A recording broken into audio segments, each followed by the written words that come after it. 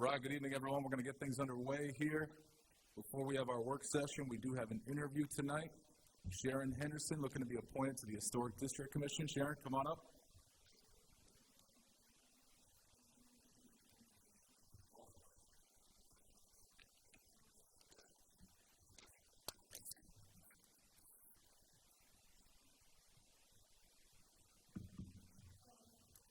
No worries, take your time.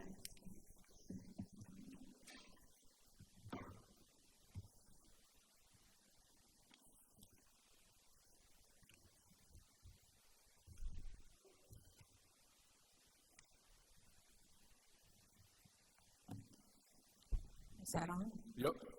Okay, I prepared a few words for you today to share my position and my passion for preserving our town's history and to illustrate how my heritage and professional background align with the mission of the Commission.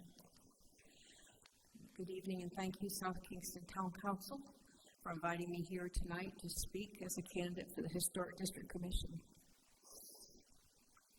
Education is the cornerstone of the Commission's mission, and as a third-generation educator with a deep roots in South Kingstown, I'd like to share how my heritage and family's legacy inspired my passion for serving in this town. My grandmother, Mary Gadro Kennerlaber, was a remarkable woman. A mill kid from Peacedale, she graduated as the valedictorian of the South Kingston High School class of 1915-16. Mary dedicated her life to education, teaching at Peacedale Grammar School and serving as the principal of Matuna School. I proudly hold her normal school diploma today. Mary taught many students, including Tony Fiala, who is now our oldest living World War I veteran.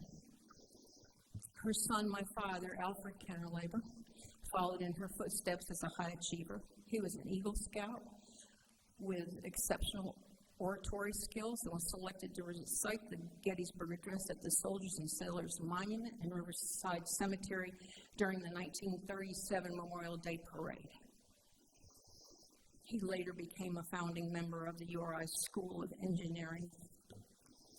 Mary's brothers, who grew up picking and selling blueberries for extra income, achieved incredible success as well. Two earned scholarships at Annapolis and became naval officers. One of them, Victor Martin Gadro, a Navy pilot, made the ultimate sacrifice during World War II. He was lost in the Pacific while fighting kamikaze pilots in December of 1941 in retaliation for Pearl Harbor attack. His name and sacrifice are honored with a banner on Main Street during our patriotic celebrations.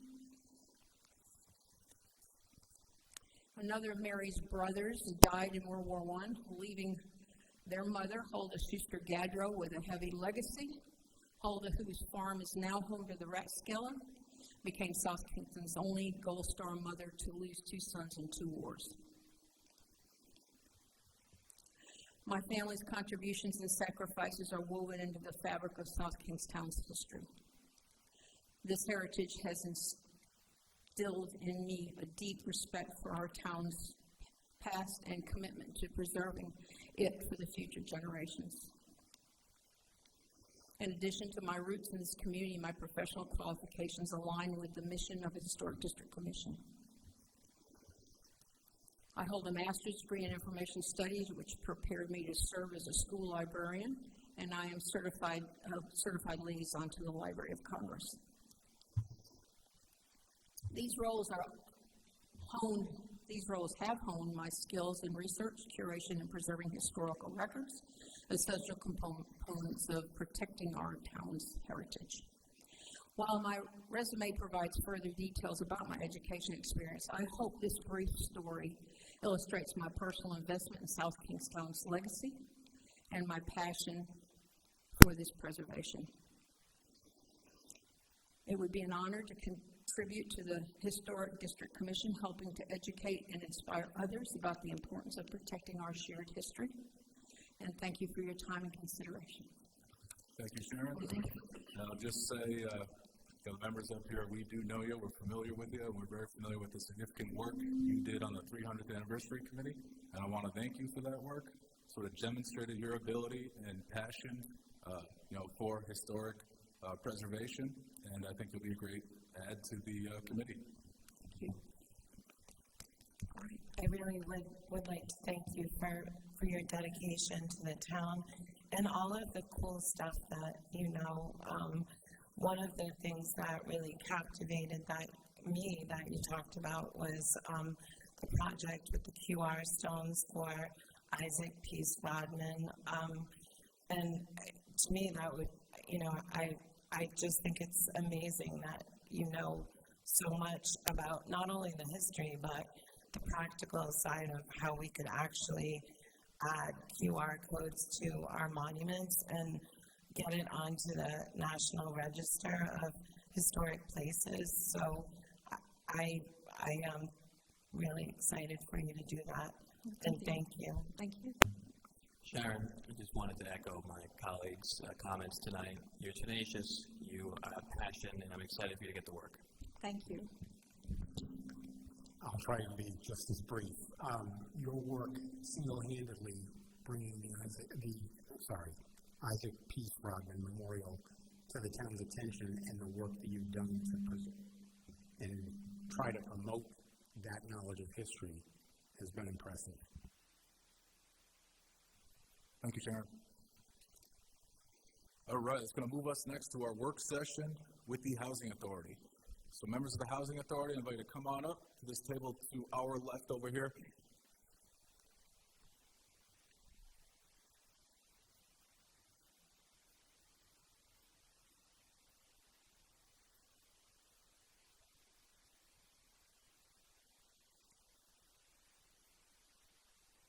All right, Chris, so it's just you and the Executive Director tonight, is that correct? All right, just make sure your microphone's on, and we're going to turn it right over to you. Here we go. So thank you for coming. We always look forward to hearing from the different boards and commissions. We're fortunate to be here with you guys today, so what do you got for us?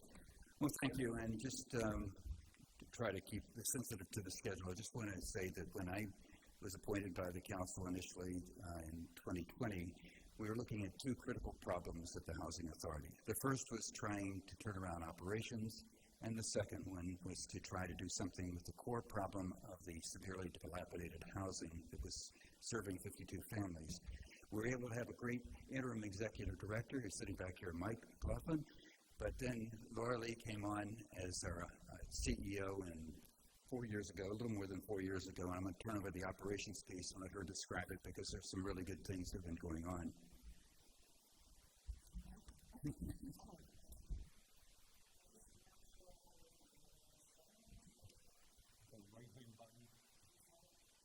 It's the other button. Pardon me. They didn't hire me for my IT skills, not gonna lie. So yes, thank you for your time tonight. We do have a lot of exciting news to share. Unfortunately, I didn't send it over until this morning, so I'm not sure if Luke or Colleen or Nicole received the pictures that we sent, but if not, I will forward them along to the council later. Our biggest and latest and exciting development, we recently had a new playground fully installed, beautiful faux mulch surface, and it's fenced in, and the kids are loving it, and the pictures are really something. So I did want to lead with that because it's nice to have good news to share. It's recently, just before Thanksgiving, installed at Fournier. We want to really thank Claudia Swain and the Peacedale Congregational Church who led the fundraising efforts on that.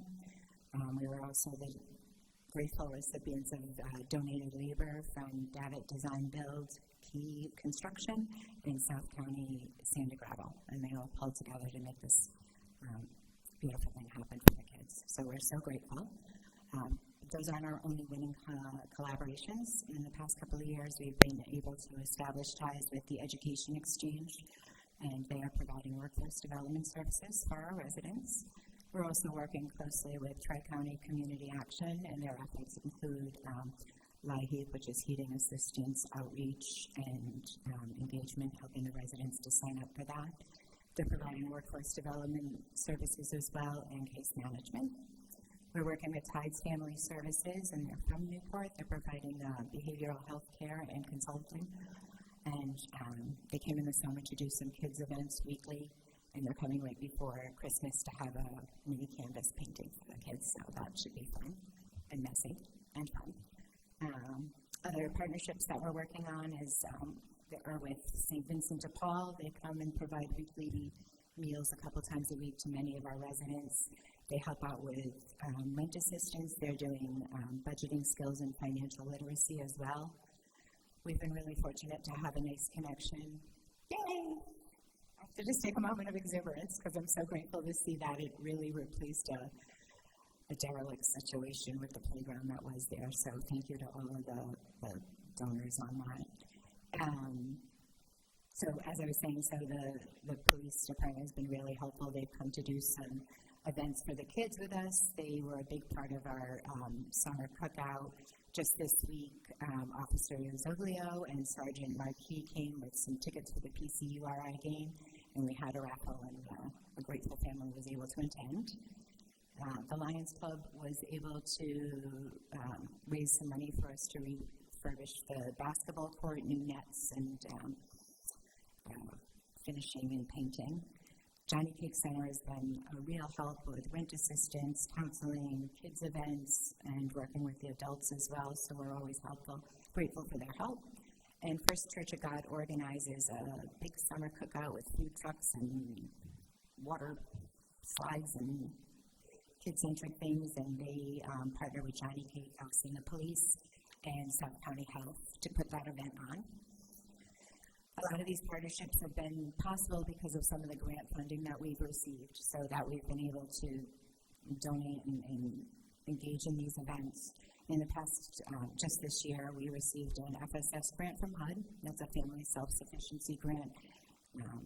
We're working with East Greenwich Housing at the moment. They're partnering with us to provide the services. It gives families an opportunity to get a job or a GED to reach a goal. They set up to 5 goals. And as their income increases, instead of us deducting that from their rent, which we would typically do, it goes into an escrow account. So it's a nice opportunity for them at the end of the time to have, a nice chunk of change to move on to reach all of their goals. We also received a safety and security grant from HUD, and that was primarily for us to update our cameras. They were more than 20 years old, which in camera world is really obsolete. So that was a nice bit of assistance. And we just recently got another grant from the Housing Authority insurance company that we use, and that's to augment the camera work. So we will soon have cameras. They were just updated at Fournier. Champaign is done, and then this Housing Authority insurance grant will go to doing village gardens. We also received just this year lower than average leasing money from HUD, which sounds like a bad thing, but it was a national trend that a lot of housing authorities hadn't been able to utilize all of their vouchers because of the increase in rent, and so that grant goes directly to landlords. So we've been able to provide a more competitive rate to the landlords for our voucher holders, and subsequently been able to lease up more households. So in the past 4 years, we've gone, it's a 24%, we've gone from about 82 households to about 102 people throughout the community that are using the Section 8 program to house their families. We are in the process of, I know Christmas mentioned it here before, keeping our fingers crossed. We were approved for an earmark grant from Congressman Magaziner's office for $1 million, and I do want to thank Town Manager and Luke as well for the help with that. That did pass through the House, and we're just hoping for an update from the Senate soon, telling us that it's been fully funded. So fingers crossed, and that will go for a community center, and the community center will be not only for our residents who want a chance to provide services for them, but also to open it up to the community at large. So multifaceted win there. In addition to being able to partner more fully with our related service providers, we've also been able to increase our staffing as a result of these grants. So our recent hires include a facilities manager, which has been hugely helpful. I'm sure you can imagine. We never had anybody in the role. He's been able to assist with contracting, procurement, purchasing, workflow, and following up with the residents. So we've really been able to, I think, move the ball down the court quite a bit on that. Also, we hired a resident engagement specialist, and she is not only working with the residents, we've had several group and individual meetings, but she's also been outreaching to neighbors, and we've had maybe 3 separate neighborhood meetings just within the past month. And I also, this is my own personal win, I'm so happy to have a part-time admin. So we've been able to get to a more stable fiscal ground to enable us to get a little bit more help in there, which we really needed, and it's appreciated. We've also, over the past couple of years, had quite a few physical improvements. We have hired USIG, which is a U.S. inspection group, and they're coming in twice a year to do the inspections like HUD requires, and it's been really helpful because they're a neutral, outside, very experienced agency. They catalog all the deficiencies. They give you pictures. They tell you what type of scores are, what's a highly critical. So they've been there twice within the past year, and that's really been informative in our quest to really improve the housing to the best of our ability.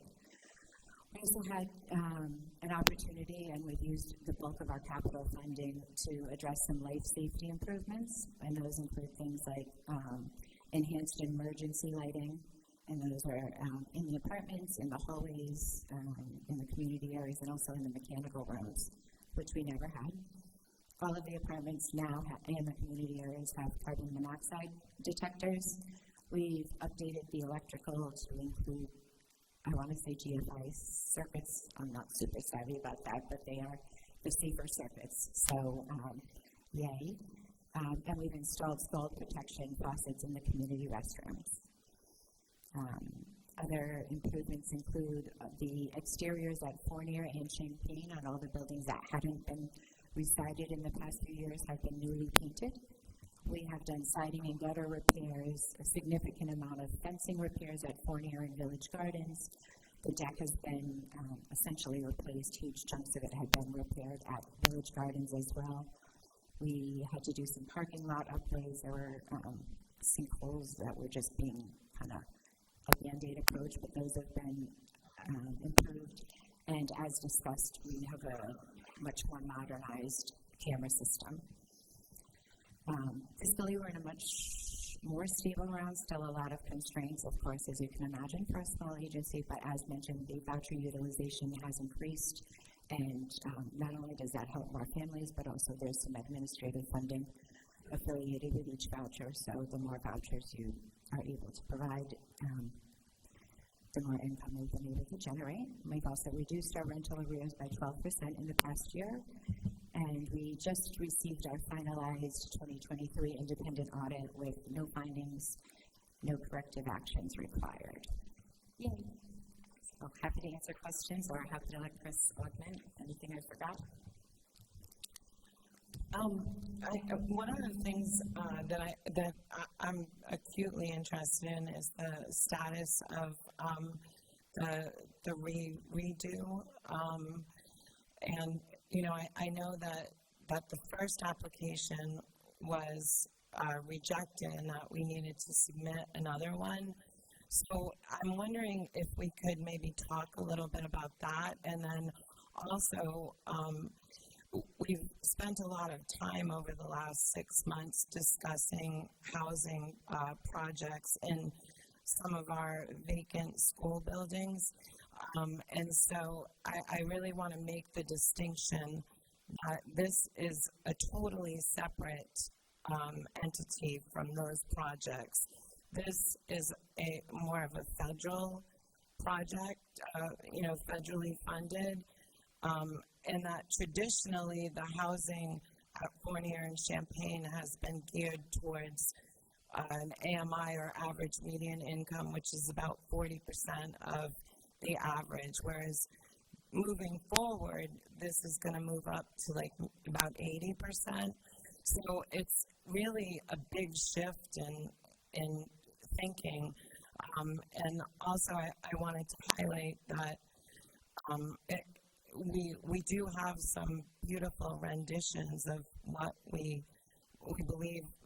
There's been a lot of community input sessions and about $700,000 in planning dollars that have come up to develop this great plan, and I would love to hear more about that and see some additional information about that. I'm not sure if you guys are prepared for that today, but any amount of feedback you could give, I would be grateful for. Well, indeed, that's really one of the core matters about which we've been focused for several years. And we have a communication pending before you in which we have Paul Adaman from Union Studio, who is going to go through some slides and give you a better overview of what this new project would look like, and also give you a little context. In the interest of time, we're happy to do it now too, but it's a matter here of a question of how much you would prefer to do in view of on the time issues, and we can give you more context. So we have done a great deal of work. We're very appreciative of the town's support. Thank you for supporting the grant for $75,000, and thanks very much to the staff, largely Luke and Jamie, in helping us get through it so we can get some of our bills paid, which keep adding up pretty significantly. So we can... So Chris, let's have Union Studios come on up. Let's look at renditions, the presentation he had. We can sort of move through it. Hopefully there's not sort of time constraints. We're probably going to go to about 7:45, 7:50 before we start the session. So if you think you can move through it in that time frame, we're happy to see it. Oh, yes, we can do so. It's going to be pretty brief. So I would just kind of introduce this part of the project and a little bit of the context, and then have Paul from Union Studio. And you also have present here, you have other board members, and you have Frank Shea from Women's Development Corporation, who is our partner in the project, and we have questions. So where would you prefer me to be? Wherever you prefer, Chris. Okay, this is fine. Okay. All right. So last winter, we were before you, and you were gracious enough to adopt a motion giving us support for Rhode Island Housing for essentially what would have been phase one of the redevelopment of Champaign Heights of 40 housing units on the vacant land. That project was, Rhode Island Housing did not approve the project. They essentially said, and this is my layman's terms, and I'm sure people will be more articulate about expressing it in terms of art, was that we weren't asking for enough money. In terms that we were only asking for 4% tax credits, and they thought we needed 9% tax credits in order to make it work. And there were a variety of reasons we couldn't do that. So when that project was denied, we made a decision that we'd use the time to think about the entire site and be able to use that as an opportunity to answer questions and concerns that we had heard from the planning board, questions and concerns we had heard from the council, and questions and concerns that we had heard from the public about what was this overall project going to look like, including the neighbors. What was the final project going to look like? And so we also decided that it would be easier for our dealings with HUD and simpler to do it in a single project. And so we turned this and looked at the project and said, how many units can we put on this land consistent with good engineering practices and also consistent with trying to have a design that will be a feature to the community? And we came up with 85 apartments. Those 85 apartments, and by structuring it in this manner, the 85 apartments are intended to provide replacement housing for the 52 families that live either at Fournier, which has 12, and the 40 that live at Champaign Heights. But the extra 33 are going to be housing that will be available for residents of this community who earn up to 80% of AMI. These are 2- and 3-bedroom apartments. And to put that in the context, for a family of 4, that would be resulting in just under $90,000 a year in terms of current figures, in terms of what their revenue would be to be eligible for this housing. So it allows us to have more economic integration. It also allows us to have a combination of all of the family units at a single site and be able to take advantage of the revised community center and to have playgrounds and features that we need to have for family housing. And at some later time, we will have an empty property at Fournier, which we can redevelop into additional affordable apartments. And we will also have the funding in this process to be able to do some necessary refurbishment to Village Gardens. That's all part of the HUD authorization. At this stage, HUD has approved this repositioning process, subject to our obtaining financing, and we are before the planning board for our second session and hopefully a vote tomorrow night. We are hopeful that we are at the point that we can wrap that up, and we won't have a final decision, but the planning board has been very good at basically accommodating our desires and our needs to get this moving along. Next week, we are submitting an application for funding for the entire 85 units before Rhode Island Housing. It's a large proposal. It's going to be a mix of 9% LIHTC and 4% tax credits. It is a big project, but it is a good project, a very good project, and it self-scores very well. And so the endorsement that we're going to ask you for later on in the motion tonight is very, very important for that process. With that, I'd like to kind of turn over to Paul. Adam, and he can then walk you through some slides to show you what this project is going to look like. Just make sure the microphone's on. It's the button on the right. Thanks. Hi, thanks, Chris. I'm Paul Actonen. I'm a principal at Union Studio Architecture and Community Design. And I'll briefly go through some of the slides that we've prepared along the way, as Chris mentioned. I think you've seen it before when it was in a smaller version back in January, and now we've really taken a holistic look to look at the whole site and do it under one financing structure. We have a good team with Women's Development Corporation, South Kingstown Housing Authority, Barbara Zolkloff Associates as the development consultant, and then DePreet Engineering, the civil engineer, and Gravely Hill is the landscape architect.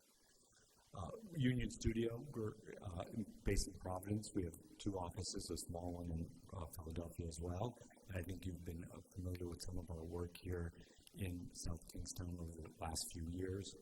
We have a lot of work that ranges from institutional work and our mission aligned to create and heal communities wherever we work, whether it's mixed-use housing and development in Providence, or community gardens on Martha's Vineyard, or net zero communities in Ann Arbor, Michigan. But a majority of our work, which we'll be here talking to you tonight, is affordable housing, and these projects are all projects in Rhode Island, neighborhood design focused on affordability. In recent efforts in South Kingstown, we've proposed streetscape improvements to various villages in South Kingstown with Weston and Sampson. We've been involved with the rezoning effort that led to Cottage Court Ordinance here in town with Horsey Witten Group. We've had a new study with town looking at some town-owned parcels, which were mentioned earlier.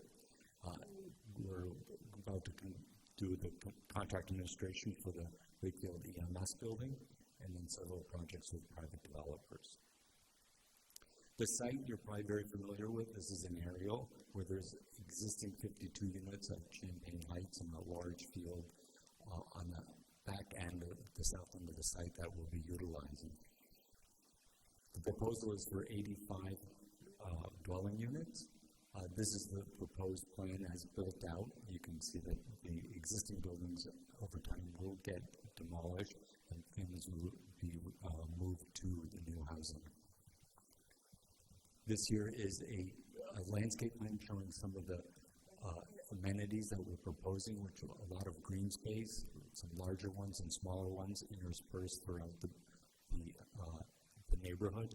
We have on the lower left a small community building that's a common laundry and mail center where people can gather and socialize while doing laundry and gathering the mail, and also with a small green space to recreate. There's a small playground being proposed up on the north side, the west side of the development, as well as a small half-court basketball court. This here is a phase construction plan where you can see the first 40 units or 52 units are being built on the south end of the site, while the existing buildings, which aren't shown, unfortunately, they're really light. You can barely see it if you focus in on the white space a little bit, but you can see the footprints of existing buildings on the north end of the site. And once those new buildings are built, then we will work backwards, demolishing the existing buildings and building out toward Curtis Corner Road. This here is an example of the proposed architecture, very traditional lap siding, asphalt shingles, double hung windows, front porches for all of the units, perhaps front porches will be on a corner to really activate the street and sidewalk network that we're proposing. And these are some illustrations of what the neighborhood would look like once they're all built out. There's that playground at the center green. Now we've also proposed a half-court basketball court. Is that even a word? I'm not a basketball player, so half of a basketball court with one net. And then another area of that laundry room male pavilion at the southeast corner with a small common green. A little bit more architectural detail listing materials and the unit plans, and a variety of 2, 3, 4, and even a couple of 5-bedroom units to serve the families that already are in 5 bedrooms in the existing housing.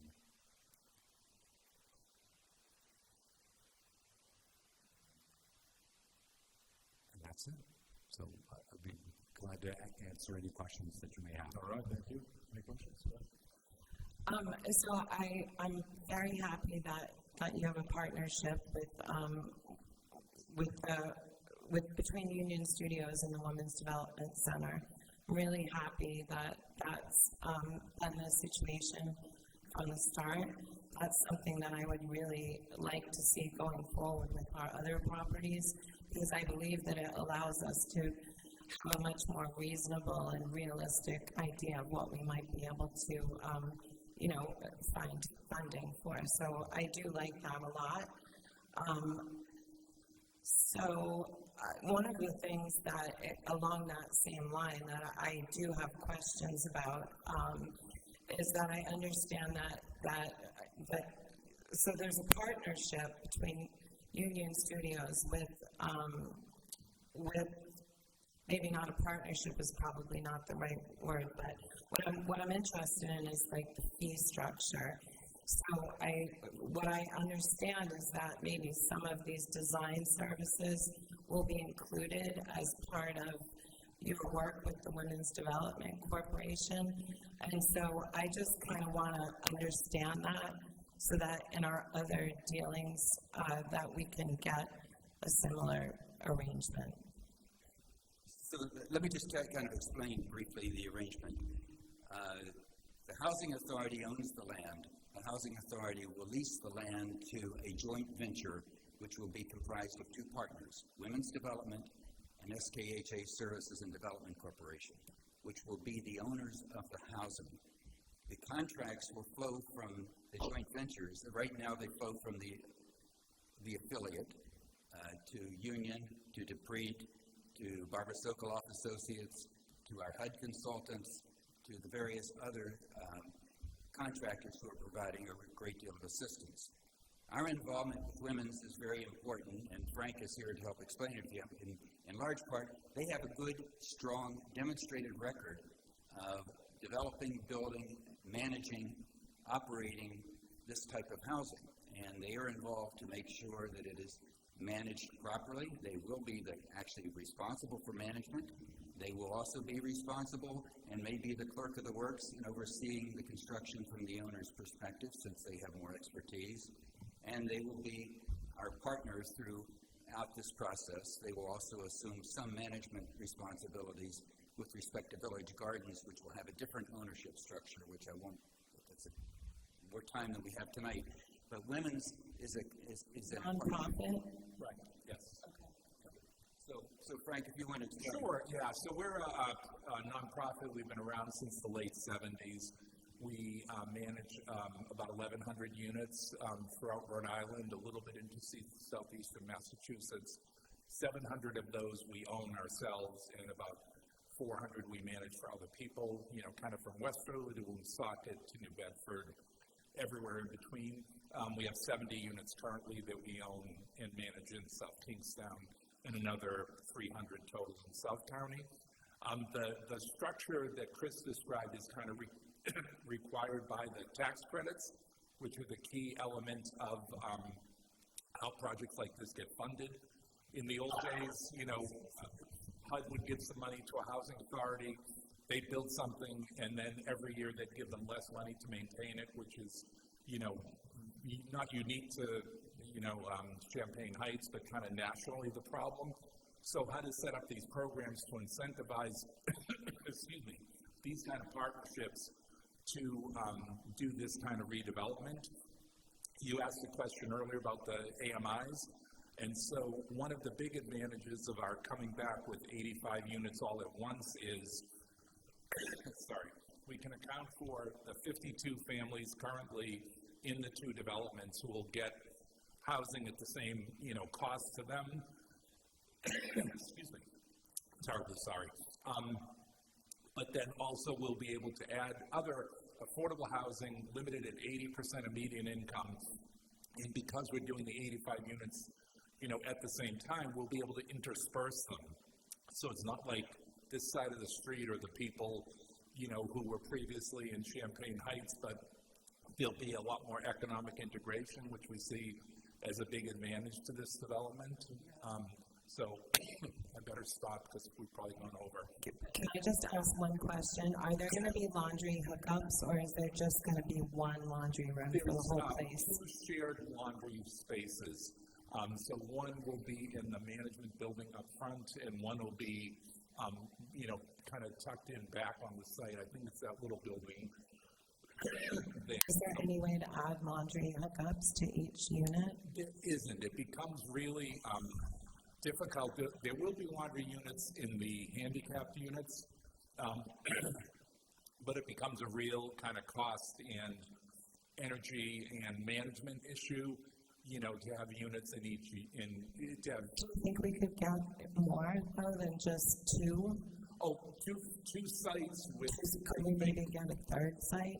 I think that there are a total of, how many laundry? I think it's... This would be, we have already 6 commercial-sized washers and dryers in the administration building and in the CDBG-funded facility. This other building right now was designed to have another 3 of each, but we could also have room to add more. And from our experience, that kind of works with this number of families on the site. So we're confident that it's a sufficient number. And by having it in 2 different places, both of which have some parking nearby, it'll be hopefully convenient for residents. And the folks in the handicap units will have them within their unit. Right, and I'm happy to hear that there will be some focus on maintenance, because I know one of my former colleagues here on the council used to do a lot of laundry for people over there, because a lot of times the machines were broken. Right. So, and that is a really important thing for moms, Absolutely. So want to make sure that is Absolutely. priority. Yep. Thank you. Thanks. All right, so we sort of reached the limit here. We're going to start the regular session. We have an agenda item for you, Communication 13B. We'll have you guys come back up if we have any unanswered questions or you want to present additional information, then we'll take up your request. Thank you, Chris. All right, we're now going to start the regular session. Today is Monday, December 9, and the first order of business, as always, pledge allegiance to the flag.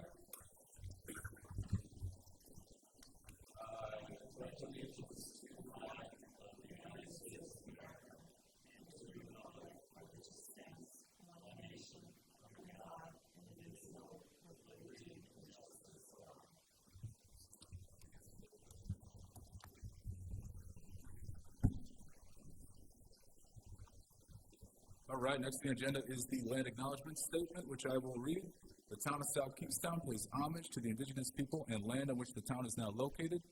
Let this acknowledgement serve as a reminder of our ongoing efforts to recognize, honor, reconcile, and partner with the Narragansett tribe whose land and water we benefit from today. Next, we have the roll call. Council President McEntee. Here. Council Vice President Marin. Here. Council Member Alley. Here. Council Member Wedgermont. Here. It is noted that Council Member Bergner is absent. Thank you.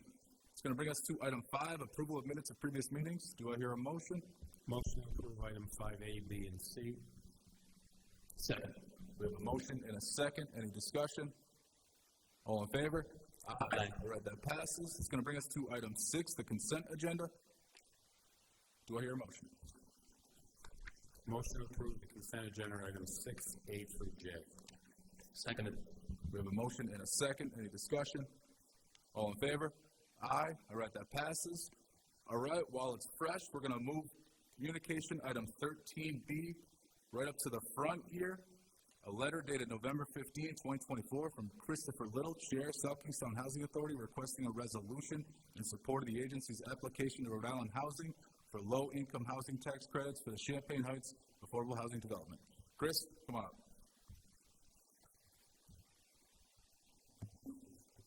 Good evening, Chris Little on behalf of the South Kingstown Housing Authority and its affiliate South Kingstown SKHA Services and Development Corporation. Next Monday, we are submitting an application for funding for the redevelopment of Champaign Heights by replacing the dilapidated 40 housing units and the dilapidated housing at Fournier of 12 units with a total of 85 units, of which 52 will house those existing residents and 33 will be available to new residents with having area average median incomes of up to 80%. And so it's very important for us in terms of showing Rhode Island Housing that this is a project that the community wants and supports, that the town council, by motion, provide a letter endorsing the application for funding. You were gracious enough to do it when we had an earlier application last January, and we would hope that you would see that from what we've shown you that this project is certainly worthy of your support. So we had asked if the council could please pass such a motion. It would be very important for us to include. Absolutely. Thank you, Chris. Any questions for Chris? I'd like to highlight just a couple of things again. One thing that you said during your the work session was that eligibility would be for residents of this community first. So that's something that really is appealing. So it'll be the people that live there first, and then when we build the additional units, it will. If you could sort of speak to that. Right now, this project, the 52 units will have what are called project-based vouchers, and the other units, while we haven't discussed if there are residents who are eligible for vouchers, which have generally right now about a 50% AMI cap, if that happens to arise, we would anticipate that we'd follow the same policy that we've adopted following a public hearing, which provides first order of precedence to residents of South Kingstown, followed by people who are homeless, by veterans. Okay, those are our three main preference areas for those who get the vouchers, and we have a unique waiting list based upon residents here as opposed to a statewide, which allows us to serve the residents here, which is what we consider to be our main goal. Thank you very much. I agree with that. Any other questions for Chris? Do I hear a motion? Go ahead. Motion to approve item 13B and direct the town manager to prepare a letter that the council supports the South Kingstown Housing Authority's request to Rhode Island Housing for this project. Second. All right, we got a motion and a second. Any discussion? All in favor? Aye. All right, that passes. Thank you, Chris. All right, that's going to bring us back up to item 7. Licenses.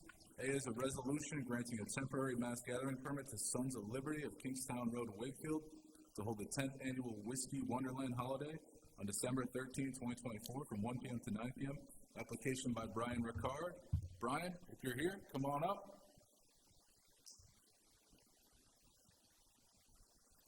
Sorry to disappoint you. My name is Paul Baptiste. I'm the room manager at Sons of Liberty, in for Brian Ricard. So this Saturday for the mass gathering license, we have our 10th annual Whiskey Wonderland. I'm sure some of you have been or familiar with it or shopped there. We have 30 vendors from Field of Artisans, food trucks from PVD Food Trucks, full staff, all hands on deck type of event, lots of fun, good music. Our staff is fully tip certified. We'll be providing Uber vouchers for anybody who doesn't wish to drive on that day. We'll also be providing police detail, traffic detail, paramedic detail, fire detail, outdoor porta-johns to handle the overflow of guests, outdoor seating with heaters and tables as well. The inside will have all the fun stuff, and food and stuff like that will be outside, and it should be a really good time. All right. Any questions? I spoke with Brian today, I think, right? So I want to thank you guys so much for stepping up with the Uber vouchers. You're a really good community partner, and we want to encourage you to keep having these events, and I really appreciate your willingness to do that. I was there over the weekend, and I recognize you. yeah, I recognize you too.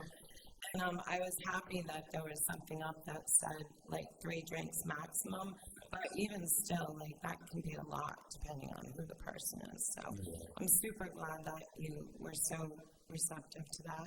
Of course. And I'm looking forward to attending. Likewise. Thank It's you. mutually appreciated to you as well. Thank you. It's a great event. It's a great event, and I've been to it. You guys do a terrific job. We appreciate that. Thank you. I just wanted to echo that, and the way that that Sons of Liberty has opened its doors for lots of other businesses in South Kingstown to showcase their art and showcase their creativity, and how that space, going from an empty mill, 15 years ago, into what it is today, is very incredible, and it shows how we can grow in a sustainable and in a great way. So kudos to you. Thank you. I'm very lucky to be a part of it. And there's one more thing. There's something along those lines. But yeah, being able to provide a space for all walks of life, it's been really a great experience. And that's what we're here for. Totally. All right. Do I hear a motion here? Motion to approve item 7A. Second. All right, we got a motion and a second. One thing I have here, this reflects December 13th. That's Friday. Is it on Saturday the 14th or Friday the 13th? So it's the 13th from 5 to 9 and the 14th from 1 to 9. Okay. Yeah, 2 days. I'll amend the motion to add December 14th as well. Seconded. All right, we got a motion and a second. Any discussion? All in favor? Aye. Right, that passes. Good luck. Thank you. Thank you. All right, that's going to bring us now to public comment. At this time, I invite anyone in the audience who wishes to speak on any matter to come on up. We just ask that you introduce yourself. We're going to limit you to 5 minutes. This clock over here will begin to tick down from 5 once we begin. Hi, thank you. I'm Mario Bersetti. I live in Wakefield. And I was glad to see the discussion of the extra units going to Champaign. It's kind of what I want to talk about. I listened to your meeting on 11/26 to talk about the language for the Historic Districts Commission. And I know the council wants more affordable housing in South Kingstown, and that should mean that the town's system to approve such projects ought to make building housing a priority, right? After listening to Ms. Brewster of the Johnny Cake Center and Mr. Penny of Habitat for Humanity, it's clear that the town's approval system is decidedly not in favor of such development. We all found out that there's a case filed in Superior Court against the town, which I understand has been settled now, but the mere fact that that happened is just crazy. It's just crazy. Furthermore, it wasn't some builder who brought this case. It was the Johnny Cake Center, the nonprofit trying to help the community, Johnny Cake Center. Do you think they wanted to spend their time and money on such litigation? Just imagine how fed up they must have been to go to court. How do you think that experience reflects on the town, wider for builders? Later during the meeting, Mr. Fiore reported on the dismal statistics about our town's rate of building housing. The facts are facts. The town discourages new housing development. It's no surprise that our school-age population is dropping, that there are homeless children, lots of homeless children, I understand, in the school system. There's nowhere for a family to affordably live here. So again, I'm glad that the Champaign Heights thing is going on. It's good. The HDC and the planning board's ask was to formalize the informal role the HDC has in the town's planning process. It seems to me that they are deaf to the complaints and statistics I just talked about. If the council really wants movement in this area, then something has to change, and I have just a few thoughts. First, it's clear to me that the HDC is part of the problem. I suspect it's due to the proverb that to a hammer, everything looks like a nail. It's the only explanation I can come up with for their recommendation, implemented by the planning board, to put extra and surprise conditions on Johnny Cake's 12 Green Street project. Why else would they think that 12 Green Street is in some way historic? And make no mistake, despite what was said in the meeting, the HDC has a lot of power to delay and constrain development everywhere in our town because the planning board gives them that power. So I urge you to vote down the HDC's proposed language. Don't amend it. Don't make it palatable to everyone by adding vaguely worded language. Send a message and just vote it down.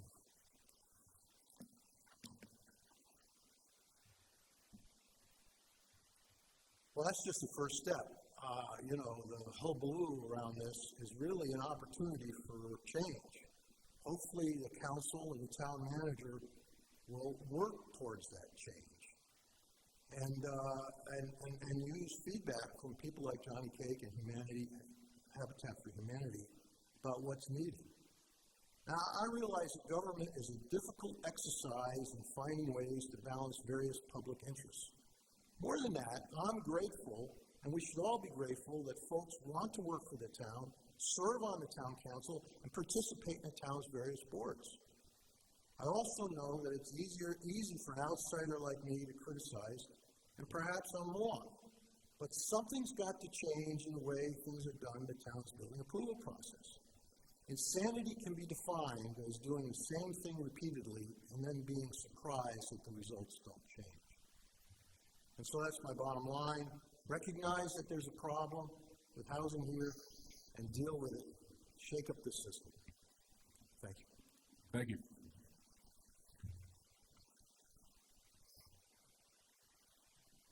Anyone else in the audience wish to speak?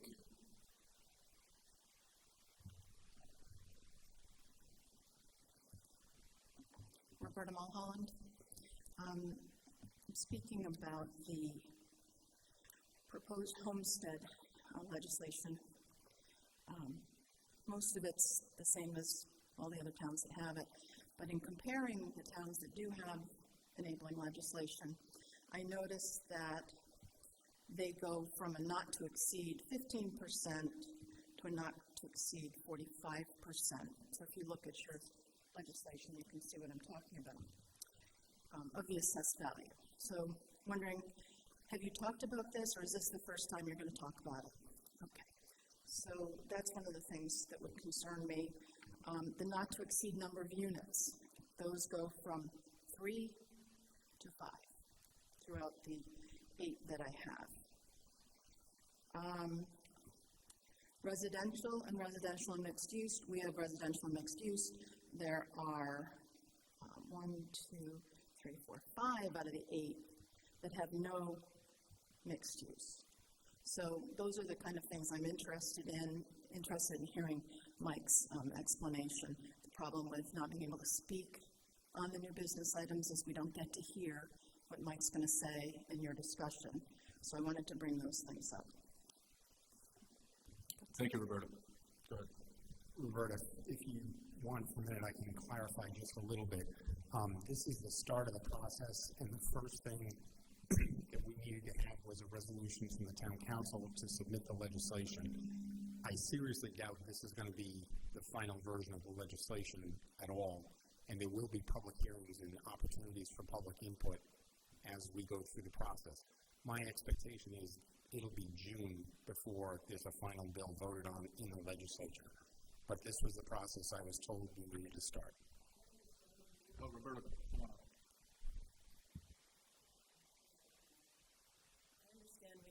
enabling legislation. But don't we want to put what this town wants rather than have us go to the State House for public hearings? No, I mean public hearings here on what we want. I thought you were going to try to get this in early because we do need it in, and we've needed it in for years. But you are going to have some public hearings on this. To identify specifically what the town of South Kingstown and the council wants. That'll be before there's a final version. What we basically did was we took a copy of the model legislation that was used in Narragansett a few years ago just to get something in the hopper. And they all have the same language, pretty much, but those are the areas that we care about, right? The not-to-exceed percentage of assessed value, the not-to-exceed units, whether it's residential and mixed use, lots of arguments for both of those. And I would add owner-occupied, not investment property, not short-term rental property.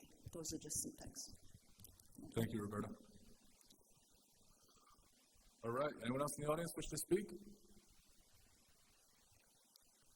All right, seeing none, we're going to move on. It's going to move us to item 9 here, old business. Lori Fox, if you're here, come on up.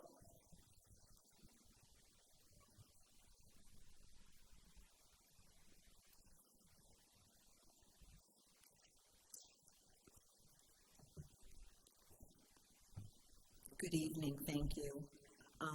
I believe this item was tabled from the last meeting, and I apologize for not being at the last meeting with the change of the date. I was taking a friend to a hospital. So,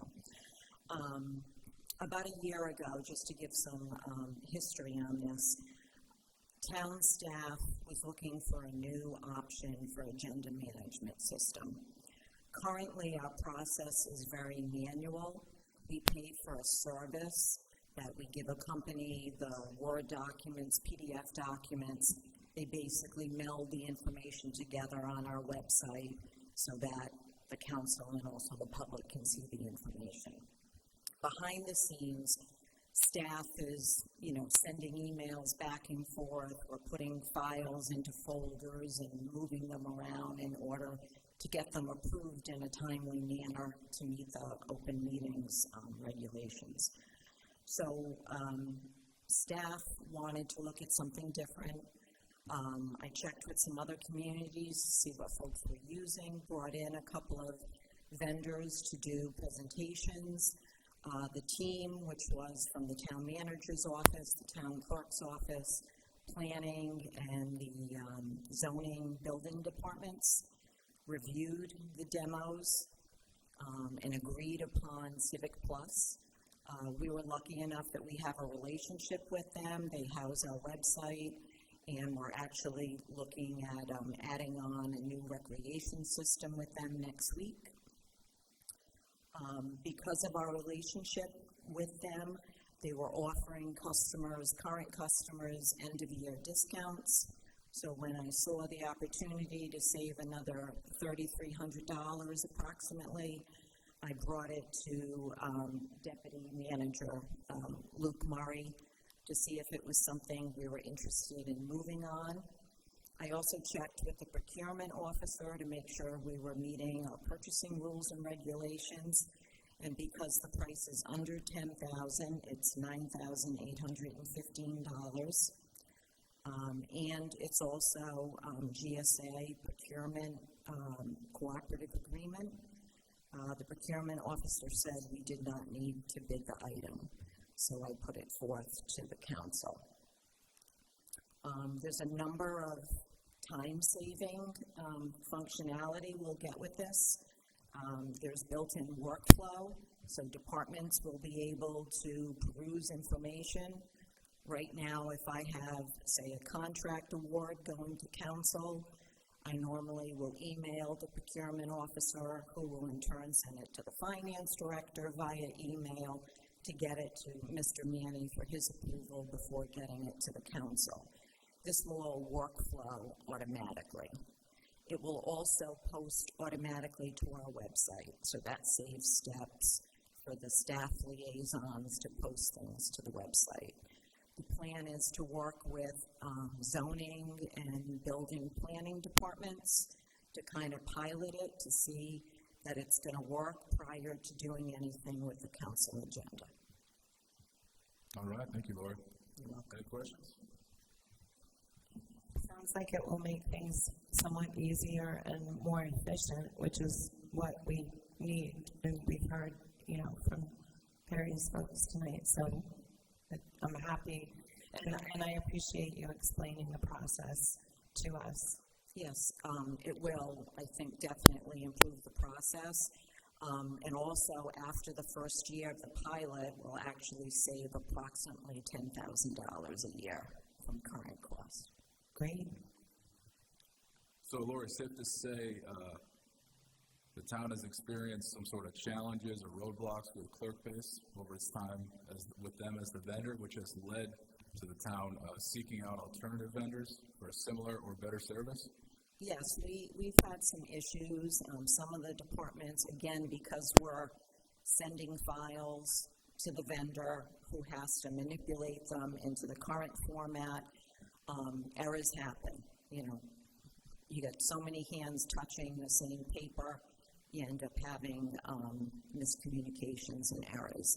And that's happened a few times where it's caused problems for the zoning board and the planning board in particular. So really changing vendors here allows for efficiencies, streamlining the way things are currently working, and really it's at a cheaper rate. So it's kind of like a win-win all the way around here. It is, in my opinion, yes. All right. Do I recall the manager at the last meeting mentioned that there's a deadline in those savings as well? So the vendor offered two tiered savings, $33.50 in the month of November, and then it went down to about $15 and change for the month of December.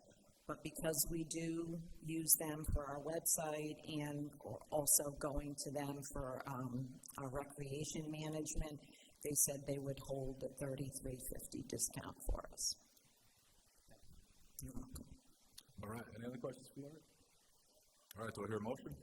Based on the recommendation from the town manager and the IT director, motion to approve item 9A. Second. All right. We got a motion and a second. Any discussion? All in favor? Aye. All right. That passes. Thank you, Lori. Thank you so much. It's going to bring us to 10 new business. Luke Murray, come on up.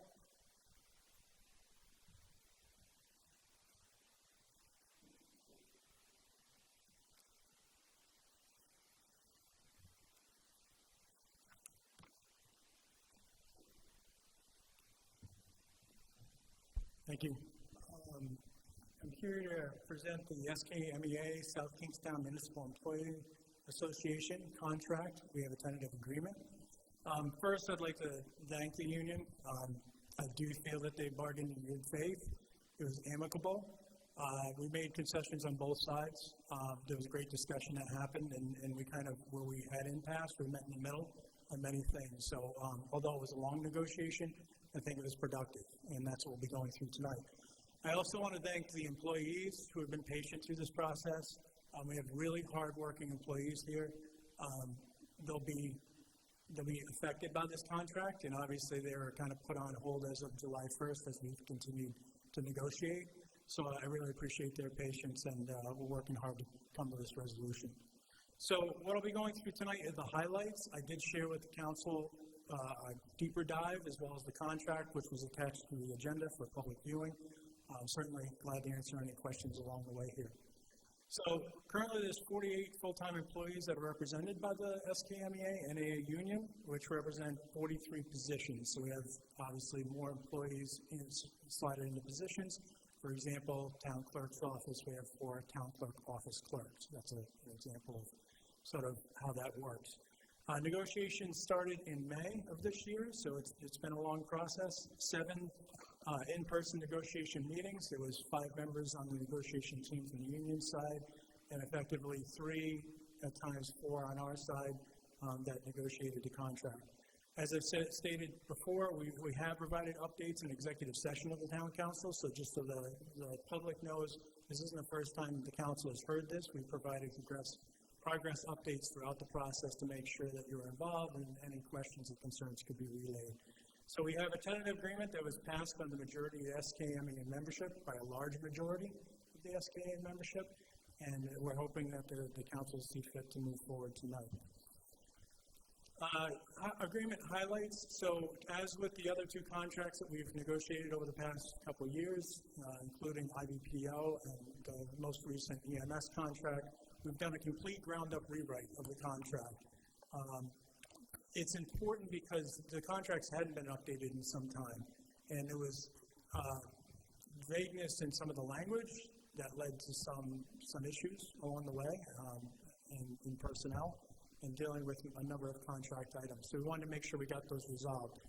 And then other mechanical things, like having definitions section to ensure that when something's referred to in the contract, it always refers back to the same definition and term. And those things matter when we're dealing with the day-to-day of administering a contract. We've paper-linked everything in the document. We've made it easier to read. While that's not probably something that many look for, I can tell you, sitting in personnel, it affects my day-to-day basis and the personnel administrator when we're going to reference items. We live and die by that contract. So some of the substantive amendments in the contract. So we're at a 2% year one increase with some reclassifications that are a bit more based on a comp survey that we had done earlier in the year. I've mentioned this in the past. We've gone through a full assessment of our employees for our pay, current pay compared to other municipalities. We did find that some of our employees were, quite frankly, underpaid when compared to those municipalities.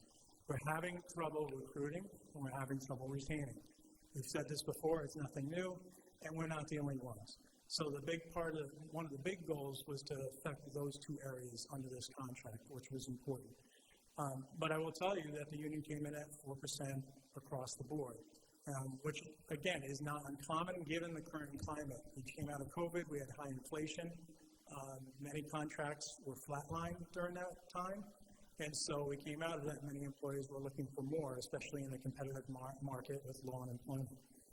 And then we have 3% in the out years of years 2 and 3. We did make an adjustment to longevity. We're now calling it retention pay, and there's a reason behind that. It pushes that retention pay down to lower levels, meaning it starts earlier and ends earlier, or it tops out earlier. So it's a 0.5% per year, starting at year 3. So there's small increment increases per year to the budget, which is nice because it's predictable and it's smaller, right, than a traditional longevity, which is, you might get to 5 years and have a 5% jump, which is a jolt to the budget. So by having smaller increments per year, and the other benefit is it builds over time. So it starts early, and when employees are making a decision about where they want to land as far as future, it's potentially going to retain those employees because they'll be building some equity in the organization. Differential pay is now offered, primarily geared towards building maintenance and trade technicians to fill shifts that traditionally are harder to fill. Vacation, we've increased it by 2 days at all levels. That aligns with the non-union schedule. Military leave, this is really mechanics. We didn't have a military leave section before, so now we do have one. Same thing with overtime distribution. We have a methodology now for that overtime distribution starts with members in the union. And then if we can't find anything there, we can then go outside the union or assign 10 employees as needed. Medical insurance is not changing. We have a 20% co-share. That is pretty standard in the industry, and that is not changing. We did not change any medical insurance benefits this cycle. Dental insurance, we did increase or provide one new benefit, which is to allow members to stay on with their dependents until the age of 26. It currently expires at 19. The standard for medical coverage is 26. So it was a nominal fee to increase that and provide the benefits to membership, so we negotiated that in. Job classifications, we've done some retitles and elimination of classifications. There are a lot of positions that were on the books with the union that we're not going to fill, quite frankly, and they come off. We're constantly looking at efficiencies to consolidate positions, to reorganize. We've had a lot of retirements, so the manager has looked at positions and really tried to maximize potential of the organization, whether we really need that position, or can it be remolded into a new position with a new job description that will fit the better organizational needs. So we're in that process. We'll continue to be doing that process. Sick time donation, previously the union didn't have anything. We did strike an MOA at one point to allow it over the past few years, but this is a really robust language regarding sick bank and the use of their own time to put into a pool to use in catastrophic type events for employees. And unfortunately, sometimes employees find themselves in these situations. We don't carry TDI the only ones who carry TDI is EMS. So our employees really rely on the sick time in a catastrophic sort of medical event, and sometimes they run out of their accruals. So it's really important we have a mechanism for employees to support employees. We do have pretty robust sick time, so often employees can donate and help their employee in need. Job descriptions will be updated now biannually, which hadn't been previously done.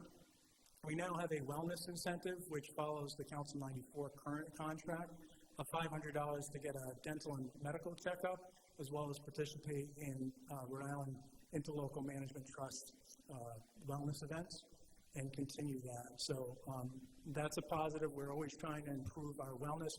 And just as a plug, our wellness committee is one of the top in the state. We'll be speaking this week to the trust and be the featured speakers. So we're really proud of that, and we wanted to support that through our CBAs.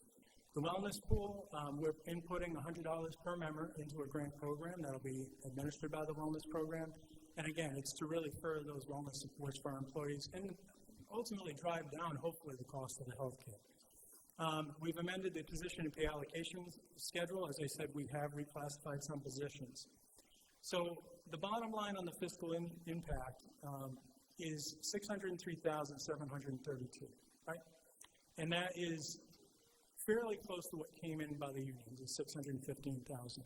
And in the executive session, somebody asked me about concessions, and I think it's worthy to note that the concessions came in many different forms, right? Skill-based incentives were a big one. So we negotiated in a new skill-based incentive platform, so instead of giving everyone the same percentage, which was requested, we've allowed them to have a pathway to get more compensation, but it's on the employee to take that pathway. And that's important to us because we want trained, skilled, efficient employees. But if you give everything to everyone the same and you have that level of parity, there's no incentive. So this gives that incentive. It builds a pathway, because many of these employees are kind of stuck in their career path, for lack of a better term. Right? If you're a town clerk, there's not a lot of pathway unless the director goes away, the deputy director goes away, or you want to move a department. So this allows them some different pathways to remain and build their wages over time. And so we feel that was a big win, in addition to many of the other structural changes that we had, which I won't bore you with the details, but I can tell you in the personnel world are very important when it comes to managing staff townwide. So it's important to note that this is a 3-year impact, not a 1-year, so the 603, but of that, $467,000 is actually on the tax burden. So the remaining funds of that 603 is on enterprise funds where we collect user fees, or other funds like the recreation fund, the guild fund where we have investments. So that's not on the taxpayer dollars. So that's an important distinction, because when we say that larger impact, that doesn't necessarily mean that it's tax attributable to the general fund. And with that, I'll entertain any questions that you may have. Any questions? Just one clarification for the benefit of the public, Luke. The 467 that you talked about as being coming from the general fund as opposed to the other funds that are going to take care of some of the costs, that's over the life of the 3-year contract. Correct. And it's essentially front-loaded as like 200,000 200, 100, 100 approximate if you wanted it. So the idea being, if the retention pay is the big one, right? We're moving platforms. We currently have longevity. It's a flat rate calculation. We're moving to a percentage base, and that has a higher upfront kicker in the first year, right? Being this year. But once that is built into the budget, right? Once you've pulled in those funds as a baseline, it's a softer transition going forward. Thank you. Luke, I got a question for Brian. Can you come on up here? I just want to have you walk through the first year impact here And the strategy we've undertaken to absorb the increase in expenses as it relates to the 3 collective bargaining unit agreements here. Sure. So for the, I'm sorry, you said the first year? Yeah, so I want you to walk through the first year impact. This is just one of 3 collective bargaining agreements that we're approving. We've already approved one previously, a previous meeting. We have a third one to approve, hopefully in the next few months.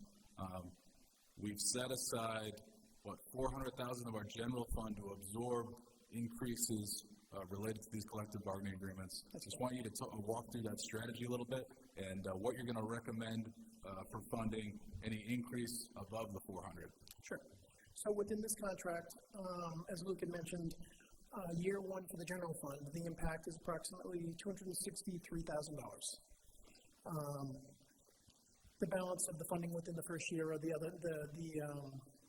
Guild and the Recreation Center, as mentioned, and then the enterprise funds, the solid waste, wastewater, and the water fund. Related to the general fund, the $263,000, that is the impact for the general fund, and that is anticipated this year. As you mentioned, we have $400,000 set aside for contracts. The contract that was previously ratified with the EMS union, that cost, we had shown 2 numbers, I don't know if you recall, the impact to bring them in line with funding them properly and the first year wage increase. Combined, their year 1 impact was approximately $350,000. So we're at over $600,000. We're a little bit over, and we still have 1 contract to go. Where we're at with that, again, where we are right now, we're about 5 months through the year. By the end of this month, we'll be 6 months through. The plan being is to take a good look at where we are budgetarily. I know we have some areas where we're ahead on revenue, and we're trending very well on expense. So I think we're going to. I've questioned the council as we've brought the council up to date on the contracts that we may have to dip into the unassigned fund balance to fund these contracts at some point during the fiscal year. The hope is that we should be able to mitigate a good portion of that with how we're doing within the fiscal year. As again, you probably recall, we've had some very healthy fund surpluses the last few years. So I'm hoping that trend continues, and it's looking good so far. Again, we're almost at the halfway mark. So I'm hoping to. The plan would be to be before the council in the February timeframe to rebalance the budget based on the 3 contracts being settled. And just to further on that, the first year increase is really the biggest increase of the 3 years, and that's for all 3 collective bargaining contracts. Yes. That's what we saw in the first one we ratified. We see that with this one, and we anticipate that's what will be for the next one here. That's correct. Okay. Excuse me. Yes, this one, it's projected $263,000 year 1, then about $100,000 year 2, and just under $106,000 in year 3. Okay. Again, I should say that preface, that's general fund only. So after we sufficiently fund the first year, it should be a sort of an easier transition to fund the outer years because the impact or the increase there is far smaller than what we see with year 1. That's correct. All right. Any questions for Brian or Luke? All right. Do I hear a motion on this?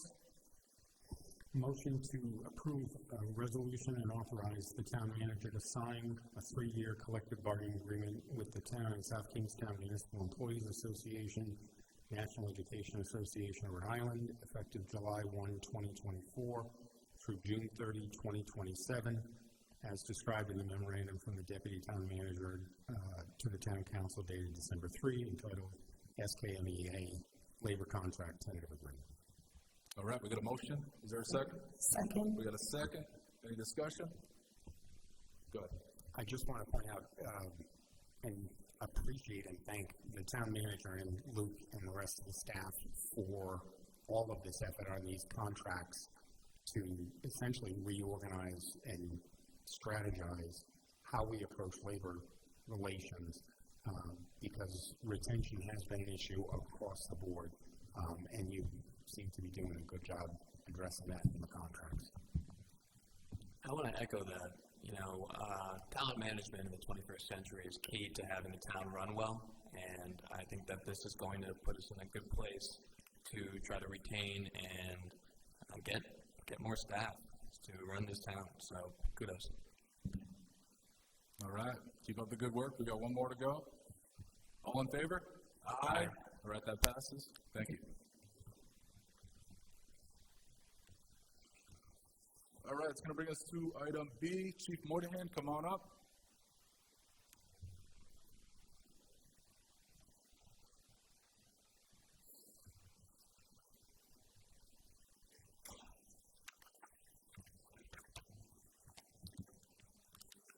Good evening, council members. So, this first proposal concerns the installation of emergency lighting and related accessories for several of our police vehicles. This includes 3 new vehicles that I'm going to speak about next, as well as a newly acquired vehicle from the Office of Highway Safety. This vehicle is a 2021 Ford Explorer with less than 9,000 miles that we acquired free of charge through the Office of Highway Safety. We've obtained competitive quotes from Strober & Moore using the Rhode Island Master Price Agreement, and the total proposed amount, including contingency for the installation of this equipment, is $62,354. Funding will be drawn from the motor vehicle account and the public safety vehicle reserve. So I respectfully request authorization to proceed with the purchase. I'm happy to answer any questions you have.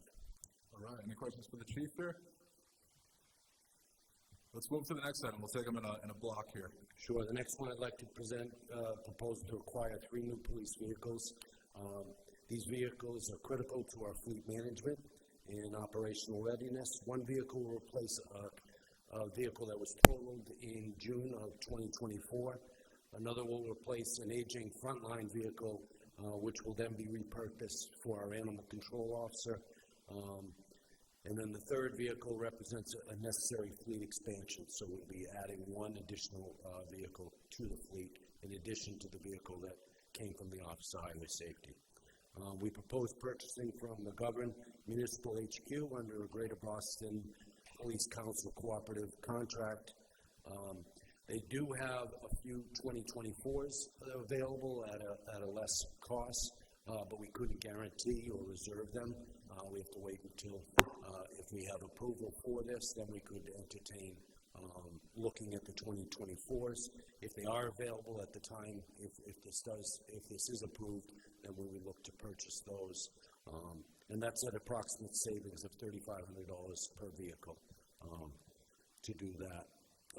So the estimated cost for the 3 vehicles is based on the 2025 models in the event that the 24s aren't available, which is $137,724. Funding will be sourced from the motor vehicle account. And I'm happy to answer any questions you have regarding either item. Any questions for the chief? All right, do I hear a motion on B and C? Motion to approve items 10A and 10B. And C. 10C. Excuse me, 10B and C. Sorry, Chief. All right, we got a motion. Second. We have a second. Any discussion? All in favor? Aye. All right, those passed. Thank you, Chief. Great, thank you. Rich Bourbonnais, come on up.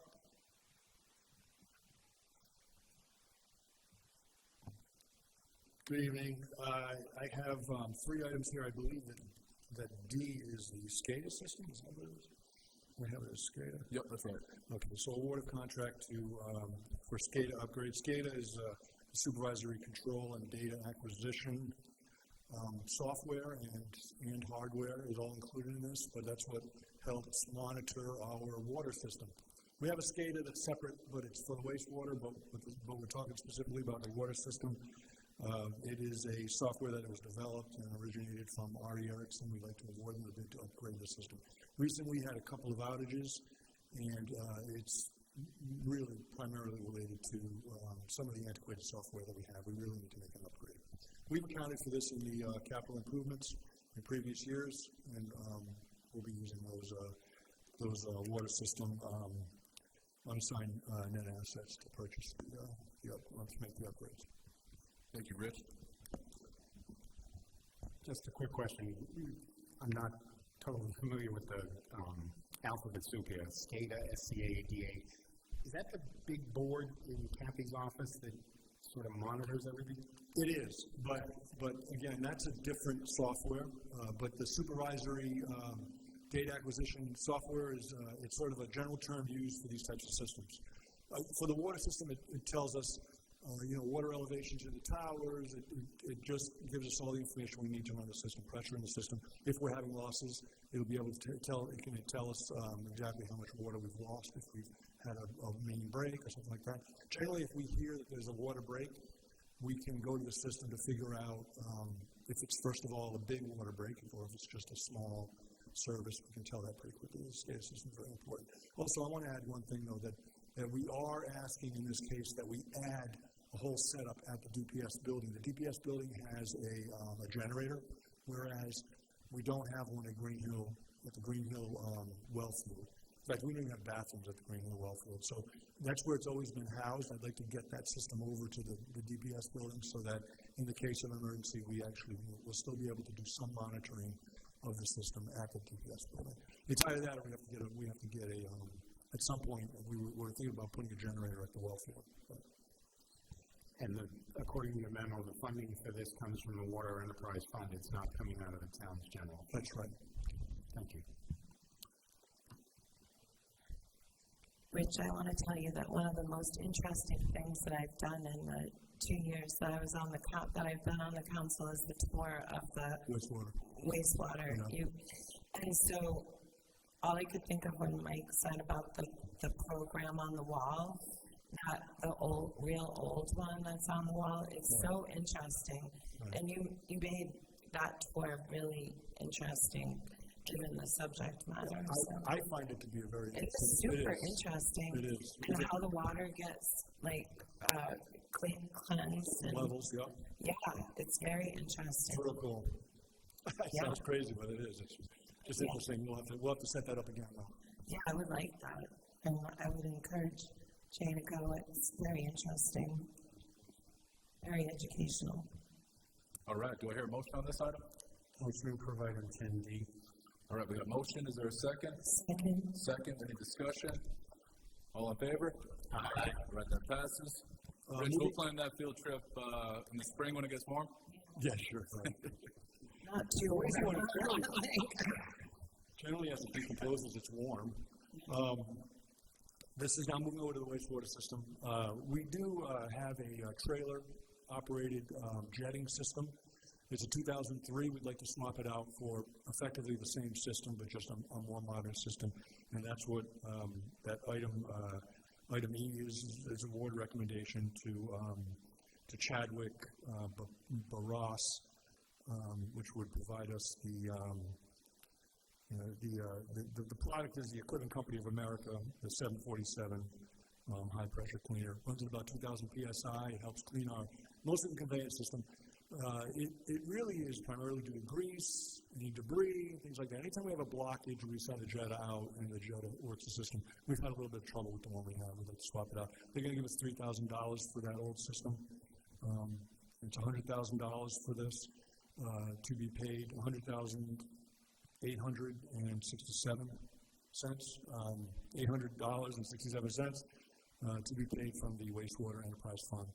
Now, since we're getting into the capital, and I'll just explain a little bit, but we are getting into the capital improvements part of the year. It's I think Brian's most wonderful time of the year. But this particular product is paid for completely out of the South Kingstown part of that. Now, as you know, the wastewater treatment plant is a partnership with URI and Narragansett. Many of the things we do at the treatment plant are split based on use among the partners. In this case, because this is primarily for the conveyance systems, we pay for this out of our portion, so the $100,000 will come from our portion. We won't be breaking that up 3 ways. All right, thank you, Rich. Any questions on this one? Go ahead. Just very quickly, Rich. I understand what you said, and it tracks with what's in your memo about us paying 100%. Why is this one under CIP and not Water Enterprise? Well, it is under the Water Enterprise, but it's the CIP. When we allocate dollars in the CIP, it goes into our unassigned assets generally as a holding place, but we just notify you that we're going to be making this purchase, and we identify usually when we're going to be doing it. This was, I think, for 23, 24, 25. It was 23, 24. So the 100,000 is coming out of the water enterprise fund? That's correct. Thanks. The unassigned assets. All right, any other questions? Do I hear a motion? Motion to approve item 10E. All right, we got a motion. Second. We have a second. Any discussion? All in favor? Aye. All right, that passes. Do you want me to continue talking about the stop sign? Yes. Okay, so, stop signs aren't, at terminal ends of roads, there are a lot of neighborhoods that don't have stop signs on them at all. And over the years, they just developed that way, usually due to low volume. Maybe the development was maybe a long time ago, we never received a stop sign. Now, as you are aware, our stop signs, every single one of them in town that are on town property, not the state roads, but on town property, are identified where they are in the ordinance. In, I guess it's chapter 10, I believe. So, what I actually looked at it a few years ago, and it's more of a bookkeeping thing, but there are two roads right around the corner here at Belmont, the end of Belmont and Wright, and I'd like to put stop signs at the terminal end of those where they terminate at Highland. And I really think what's happening is there's a lot more volume now in that area. People are going to Highland, they're going over to, getting over to Rodman in some way or Willard. So I'd just like to, just put a period on that. I've also asked my highway department to identify other sites in town, so I may come in with bulk and do some of these. It's not actually required if you look at some of the traffic laws and things, but it really kind of makes sense, in my opinion. Terminal ends of roads should have stop signs. It's just sort of Thank you, Rich. Any questions? Go ahead. I'm excited to hear more of the stop signs in the future when you come back in bulk. When you do have a more concrete plan, could you send it to us so we can take a look at that and see if we have any adjustments? I think that having more stop signs will definitely make it safer for pedestrians. Sure. If we come up with a plan or anything like that, absolutely. But we'll just notify. I'll notify you as soon as we. If I develop a list of sites that we want to see stop signs at, and again, these are the terminal ends roads. I don't have to look at traffic counts. I don't have to look at anything. It's just we can pop them in real easy, and I'll let the council know. Through Jim. All right. Thank you, Rich. Good. Just two things. I realize this is just order of public notice, and then we'll have a public hearing on it when it comes forward. Are you figuring on a stop sign at the end of Belmont and where Belmont intersects Highland? No. Two, just one? No, this is strictly on Belmont and on Wright. Where it ends? Where it ends, yeah. With a stop bar and all the appropriate notification. The second thing is just a suggestion to follow up on what Jay said. I'd be curious when you do put that together, let us know what the MUTCD, the Manual and Uniform Traffic Control Devices recommends or requires. That goes back to the discussion we had last year about the other stop sign on Woodruff. Yeah, on Woodruff, because that was an inline stop sign, it's a little different. Yeah. When you're at the end, I believe that MUTC asks you, sort of suggests that you look to, it tells you, stop signs are recommended. And it asks to look at state laws on traffic control for how you would, what the requirements are, but it's recommended. So I will provide you that. I thought I might have even written that into this, but if I didn't, I apologize. I've got the section in MUTC. Next time you'll get it. All right. Any other questions for Rich? Do I hear a motion? Motion to approve item 10F.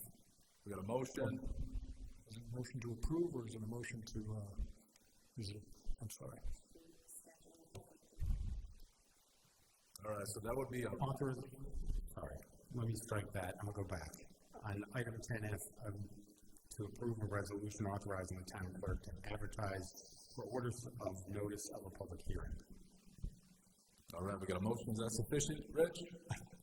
All right, you got a second? Second. We got a motion and a second. Any discussion? All in favor? All right, that passes.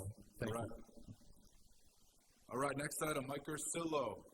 So as referenced earlier, this is a resolution asking our members of the General Assembly to introduce enabling legislation to permit the town council to enact a homestead exemption program. What this basically means is that this is something you've been discussing for the past 3 years, frankly, in many other council meetings. So we're going to move forward with getting the General Assembly to at least provide you with the legal ability to go forward with an ordinance if you choose to do so.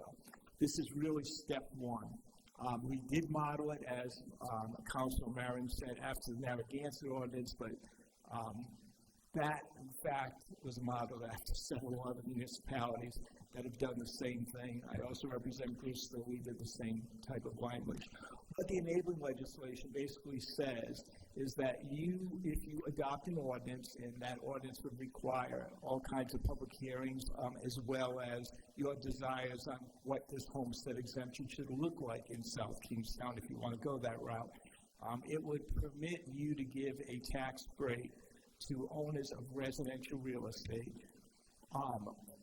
who own less than 5 units, so it's either a single house or up to 4 units. Also would apply to owners of residential real estate that have attached commercial real estate, but the exemption itself would have to be a pro rata basis of the overall building, which is just used for residential purposes. Also, by state law, the amount of any exemption would be capped at 10%. So basically, if you have a $400,000 house, the amount of the exemption could be no more than $40,000 of that assessed, the assessed value would be $40,000. So there is a formula that is going to have to be applied. But again, all this you would debate and decide on afterwards. Without the enabling legislation in the first place, you can't go past go. So my recommendation is it's a resolution asking our General Assembly delegation to introduce the bill, get it adopted. Once it's adopted at some point next spring or maybe early winter, who knows, when they adopt it. Once it's adopted, it'll come back to you, and then you can begin that discussion on how to proceed, what it's going to look like, who it's going to apply to. Basically, we know it's going to apply to individuals that own residences in the town. All right, thank you, Mike. Any questions? Go ahead. Actually, let me hold off for a second to formulate my question better if anybody has one first. Just to follow up from the comments that I had for Roberta during public comment, I've been in touch with Senator Sosnowski and Representative McEntee asking them, assuming that this resolution passes, can you introduce this in the legislature come January? The way the legislature works, the earlier we get it in, the better chances are to get something at least by the end of the session, which would be June. So I don't want to have excessive expectations about this. This is going to be subject to public hearings at the General Assembly and here. We need to decide as a community how much we want to do this and what the impacts of that are going to be. There's a lot of information that we're going to need before we make this decision. It is, because it's basically a transfer of the tax burden, and you need to determine whether that is what you desire to do, and if so, what it's going to look like. Good. So my understanding, and I just want to make sure that I have this correct. Sure. Okay, based on all of the stuff that we've done over the past 2 years to prepare us for this moment where we will actually have the information so that we can look at the tax levy, right, that's the total amount due that we have. Like, that's our bills. And then we also have this information that's coming to us from AirDNA, which will give us some information about what the composition of our town is right now, how many year-round residents versus how many properties that are being rented. So it looks like you have something to Yeah, maybe say, Jim Jim. was going to be able to specifically address that. Okay. So you are correct. The tax levy is about $76 million in this town, and tax levy is a tax levy. About 95% of it is fixed costs. It's only about 5% that we have any wiggle room at all to make adjustments. So there's very little that we can cut from the tax levy to begin with. But with that being said, you are correct. We would have to determine through public hearings and so forth what the council, what direction they want to go with this. So obviously, there's about 14,000 properties in this town, but we would need to know which ones are owner occupied. That would be first and foremost. Which ones are the full-time residents that are living here that could be eligible for a homestead exemption of some type? How would you do that? You would have to determine which ones are the registered voters. Do they have a motor vehicle registered in the state? They're not getting signing an affidavit. They're not getting a homestead in another municipality somewhere, anywhere, Florida or anywhere else. Once we determine that, then you have to do an impact, the fiscal impact for each number that we're looking at. So basically it comes down to the wider the net that you cast, the more people eligible for a homestead exemption, the less impact they will get on a tax break. So we've looked at Narragansett. I was there in 2016 as the town manager when they implemented it. There's 9,000 properties there, but only 1/3 are owner-occupied. So it's fairly easy to implement a homestead exemption. 1/3 owner-occupied, 1/3 were rentals, and 1/3 were vacation homes. Over here, we don't know that number. So we have tried to use AirDNA to determine what percent in this town are rentals. But once again, we had a rental registration that would have assisted us even more to really pin it down, but we don't have that right now while there's litigation from other towns. So once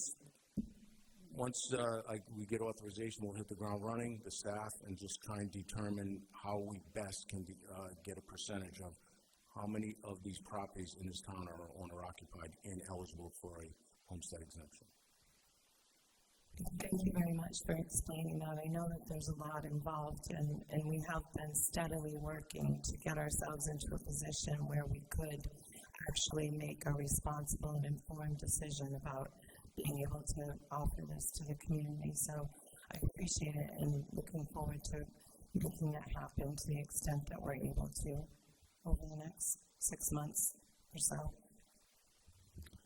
Mike, I got a question for you. I just want to ask you, do you believe that the enabling legislation here is broad enough to allow us the sort of creativity and flexibility to sort of have options here? You know, obviously. I do.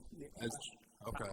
I do, because the only real parameters are the 10% max on the exemption and the 5 or fewer than 5 units in terms of eligibility. But it has the other information in there about, well, if you have some commercial property and also residents, that's okay. It gives you the ability to prorate, et cetera. So the answer is different communities that I'm aware of.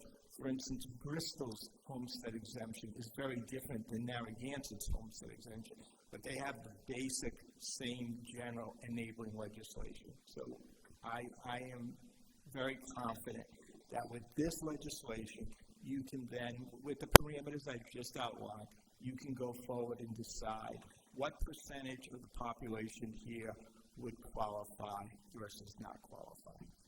All right, good. I just want to make a few statements here. Homestead exemption has sort of been a topic for several years now.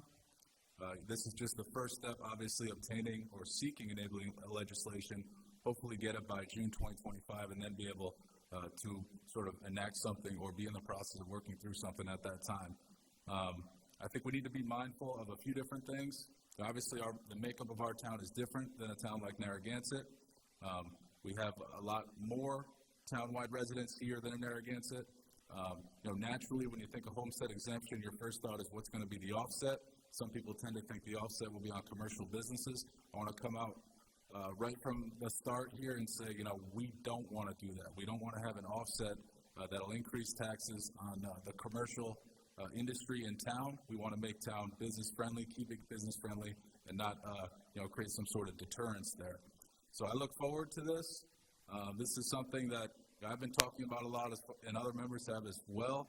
I'm hopeful that, we can work collaboratively, have work sessions, get creative, and find a way to find real effective tax relief through this homestead. And I look forward to getting to work on it and moving forward. So thank you, Mike, Jim, and I look forward to what's next with this. I just wanted to echo that. I knocked on a lot of doors this past summer and fall, and what everyone was saying was we need tax relief in some way, and the Homestead Act will, if done in a way that is sustainable, will really help the residents of this town. I think that our goal is to help the residents and to make sure that the taxes aren't passed on to residents that are renters, because there's lots of folks that are renters who are long-term residents, born and raised, and waiting to buy property if they can at some point. But I think that this item puts us in the right direction in making sure that we can even do this and consider it. So I'm excited to get to work with this council and Manager Manny and the team to make this a reality in 2025. So let's get to work. All right, do I hear a motion? Motion to approve item 10G. All right, we got a motion. Second. We have a second. Any discussion? All in favor? Aye. All right, that passes. That's going to bring us to item H. Mark Russo, come on up.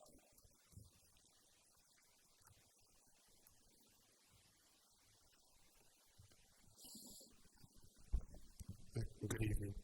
So this is my 12th presentation to you for ARPA spending, and of course this one happens to be wrong. So in the written agenda, it does not include a contingency, but my memorandum to the town manager, it does include the memorandum. So I asked Brian Sylvia about that, and he said I should refer to Mike Ursillo to see which one we should use. Yes, so the memorandum is part of the public agenda. It backs up the agenda item. You're free, the council is free to amend the agenda item, and if it sees fit to adopt H, you can add whatever that amount of they can add whatever the amount of contingency is by way of amendment. Okay, so I should read the memo that I wrote to the town manager to include the contingency. You can just let them know what the contingent amount is. Okay, so in the written one, I'll just say it's in a resolution authorizing an award of contract to Ramsco of Paulsboro, New Jersey, for the purchase and installation of ceramic porcelain tiles and partitions in the town hall restrooms, all 6 of them, in an amount not to exceed $34,492. And we're also asking for a contingency of $10,000. With that, we'll do a lot of work in-house. I have very talented staff that can put in the vanities and redo the entire rooms except for the floors and the partitions. All right. So it's going to be a whole new and improved restrooms, huh?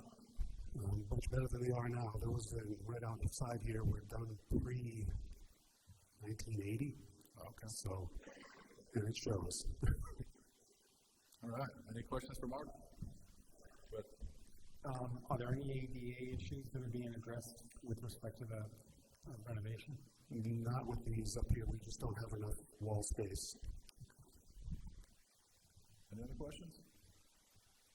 Do I hear a motion on this? Motion to approve item 10H to, in addition, include a $10,000 contingency as stated in the memo from Mark Russo. Second. All right, we got a motion and a second. Any discussion? All in favor? Aye. All right, that passes. Thank you, Mark. Thank you. All right, it's going to bring us back to public comments. Anyone in the audience who wishes to speak, I invite you to come on up.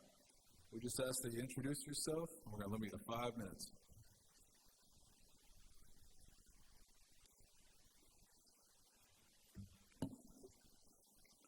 Jim O'Neill, Wakefield. I know you probably all read last Thursday and Friday's Bill Seymour's article in the Independent and the Narragansett Times Town council sets a bad tone for disregarding public input. Actually, I think you've made some progress over the last few years, but the part about dirty laundry and power play still, unfortunately, still seems to rule the day. I'm here once again, and I will be for the next 2 years to ask that Councilman Regiment resign. And that was certainly mentioned in the article here. And I'm going to give you a local example of maybe something that you would consider. 5 years ago, former vice president of the town council he was alleged to have sexually harassed 6 different women, 2 of which worked at town hall. Back and forth over 4, 5, 6 months, the town did make their own sexual harassment policy a whole lot stronger than what we had before. And the town council vice president did apologize and said maybe some of his comments were inappropriate. So fast forward 3 years later, 2023, this vice president was very successful in his industry. And Governor McKee appointed him to the State Ethics Commission. Only in Rhode Island could this have occurred. And he was filling the spot of Mr. President, you might help me out here, Chancellor of Salve Regina's spot, Sister M. Therese Antone, filling her spot on the State Ethics Commission. Well, 2 days later, he resigned because a lot of those friends and maybe those folks who were very, very disturbed about how the council and the town handled that issue, and getting no satisfaction in the state of Rhode Island with the politics the way it is, they called the Boston Globe. The Boston Globe, they called. All the other TV stations, all the other news outlets, all of a sudden all jumped aboard.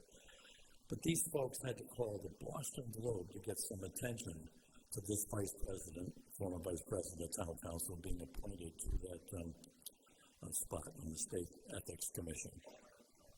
The point of it is, look at the harm that McKee and his own staff, and they admitted it, they didn't do enough proper vetting. And as I said, the vice president of the town council, former, resigned immediately. And that's where you are today, Mr. Regiment. I really believe that the situation with you, the vice president, the former vice president of town council, he was alleged. Your actions were criminal. The DUIs, along with that, lots of speeding activities, a lot of other driving with suspended licenses, so on and so forth. I can't keep up with some of the forms I've been getting lately. And that's the difference here. And I wish you realized, having to do the few hours and the small fines of the penalties you paid for the DUIs, that's not a cure. You have not been cured from your addiction. And I wish you would understand that and really do the town a favor and resign this spot. See you next time. Okay. Anyone else in the audience wish to speak? I invite you to just come on up.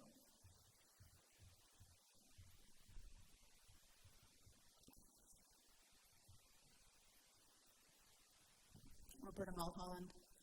First, I want to say, contrary, Mike, to what you just told me, you aren't having public hearings on what you're submitting for the Enabling Act. You just voted to submit it, didn't you?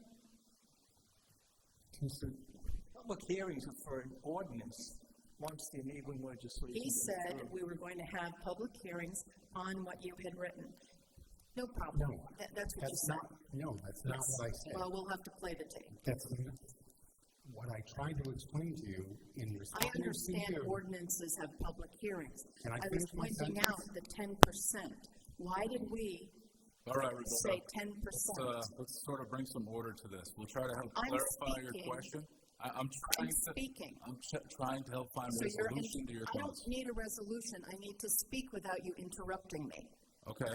My concern was the 10%. You could have put in 30 and only done 10% in the ordinance, but you from the get-go have limited it. That's my comment on that. Second, when are you going to address the short-term rentals with zoning? I brought this up in September. I haven't heard anything about it. We know you can do that. The judge said that in her order. You can do that. Why not get it done? We need to address it. We need to get some control back over all these rental properties and give neighborhoods their neighborhoods back. Third, work sessions should occur on separate nights. It is patently unfair to the people you bring in, such as the Housing Authority, and make them do their entire presentation in 30 minutes. They can't do it with your questions. And so, like some other times, you go into the regular meeting time, which is posted at 7:30, which doesn't start until now 10 of 8. It seems like you're doing this as a convenience for you, not the public's convenience of getting here for the 7:30 meeting and having to wait until 10 minutes of 8 for the meeting to begin, which means the entire meeting is 20 minutes longer.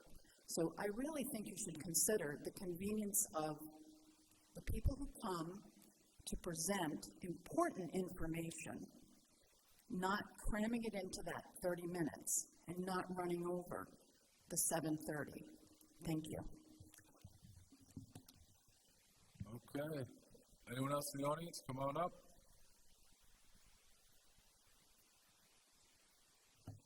Fred Harrington, Wakefield.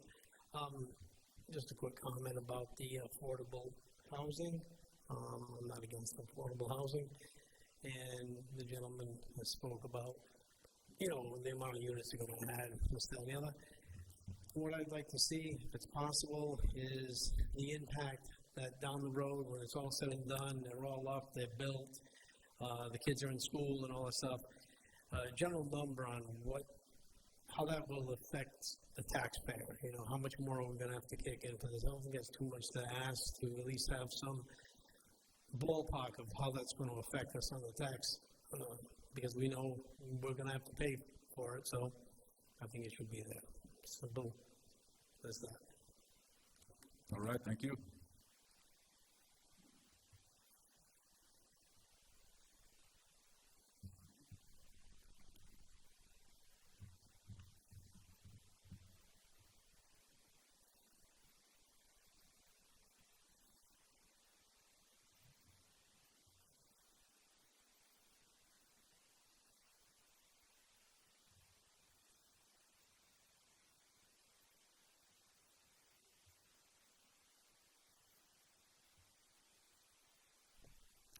Good evening, Doral Beasley. I want to start tonight by talking to the managing editors, the Independent, the Narragansett Times, and the reporters who write stories about the meetings of our town council and school committees. For well over a year now, I think it's going on towards 2 years, comments by interested citizens who come up to this podium in this chamber, or go to the school committee and go up to the podium to talk. Nothing we say ever gets in the paper. So who does that help? Well, it helps the South Kingstown Democratic Town Committee. It helps our president and vice president.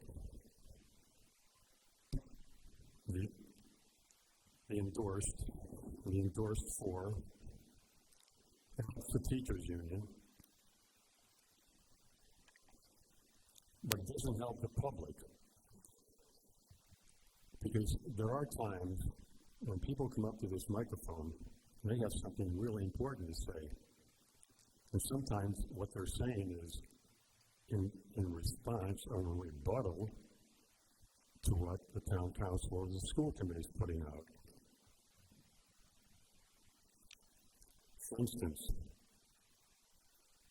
next week you're going to have your first meeting with the school committee to talk about next year's budget. And most likely, somewhere along the line, you're going to be talking about level funding and maintenance of effort. Now, in the 6 years that Mr. McAmey has been on this council, in the 6 years, our cost per student from the property tax transfer to the school district.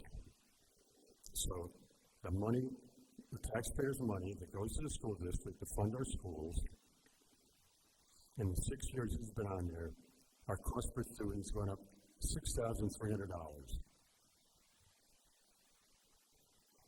It took 12 years.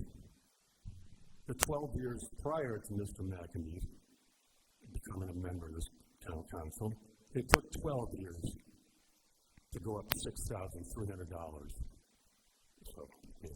How is it possible? It's possible because what they've done for the last 5 years, and I'm as sure as I'm standing here tonight, we're going to hear it next week. They're going to want to give them another $56 million, and they call it level funding. Okay. Now I've already told the school committee and the administration over there 2 meetings ago about this. It's not level funding. Okay. When you give the same amount of money to the school district year after year after year, it would only be level funding if our enrollment was the same as 6 years ago. It's not. You know it's not. It's dropped another 25% since you became a member of the council. Okay? 23 years in a row now, our enrollment's gone down. And that gentleman right there, who's been here for what, 25 years now? The words that were added to the law that says you can fund your school district on a per pupil basis is older than he's been on the council for the town. Okay, so he should have known about it. The last 17 years of Mr. Alfred's tenure, nothing. Now,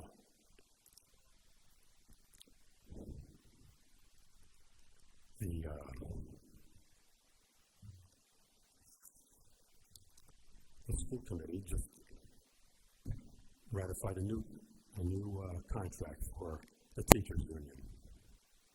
Okay, so who is the head of the negotiation team for the All right, Joe, we'll give you a little bit of rope to finish up here. Gee, thanks. So, who is the head of the negotiation team for the school committee? Carol Vetter. Where does Carol Vetter work? She works at URI. What union represents her? NEARI. I think the largest increase that they've had in a decade. 2%, 2.5%, 2.5%. When that contract's finished, they're going to be making $107,000 plus 43 and change for benefits. $150K per teacher, and 90% of our teachers are taught STEM. Now, Dora, we gotta see if there's anyone else in the audience wishes to speak here. Okay, I'd like another minute, but we'll see. All right, anyone else in the audience wish to come up?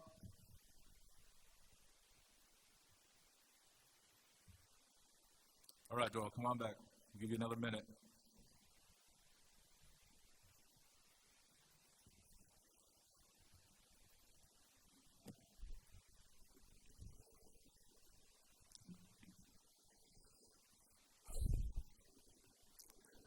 Okay. So, I didn't fare too well in the election. Actually, I dropped a run. So 4 years ago, I came in 10th. This time I came in 11th. So I guess people don't like when I stay in this town. But anyway, at the League of Women Voters Forum, I brought up the issue of the town of South Kingstown getting the EV bus business. Okay, Mr. Marin, when it was his turn, he said I was like insane. All right, here's the thing. At the last school building committee meeting, Kate Massmanny said that they could buy the buses and the vans for $2.8 million because there's so many incentives now through the Department of Energy and everything else to buy those vehicles.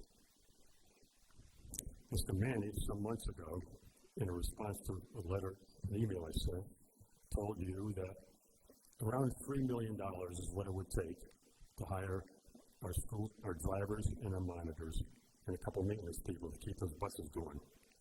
So that's $5.8 million. That's what we're spending this year for transportation. If we own our own buses, all we pay is the compensation for the people who are running the transportation group. So you can almost cut your transportation cost in half if we get our own buses. So I'm asking you next week when you have this meeting to say to the school district, we want to help you out to get into the EV bus business so that when the new high school opens in September 2027, our students will be going to school on electric vehicles. Save the taxpayers $3 million a year.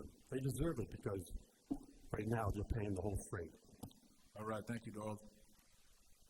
All right, it's going to bring us next to the town manager's report. Jim?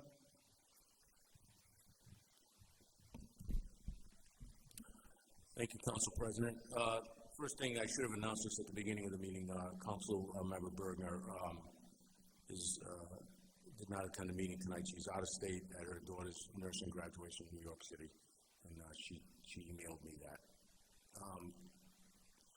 The update will be on the School Building Committee and School Facilities Project. So we had a busy meeting on December 5th here in the chamber, 6 at night to about, I think it was 8:30 or 9.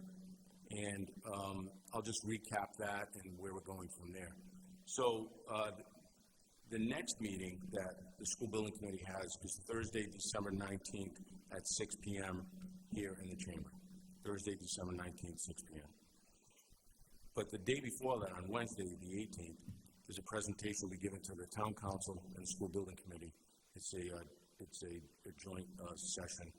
And some of the things that will be discussed is an explanation on, again, of pay-as-you-go financing from Rhode Island Department of Education. It's kind of a complex thing to explain, and so that's why we keep going over it, and if there's any questions, you can bring it up. The proposed cost, the second thing we'll discuss is the proposed cost reductions to keep the project, the new high school, within the budget. That was the gist of the last meeting we had, is we were coming in about $6 million we needed to cut from the new high school, and what were those cuts. And we went over some major cuts that we would like the council to weigh in on what they think on those cuts. Also, project incentives and outside funding.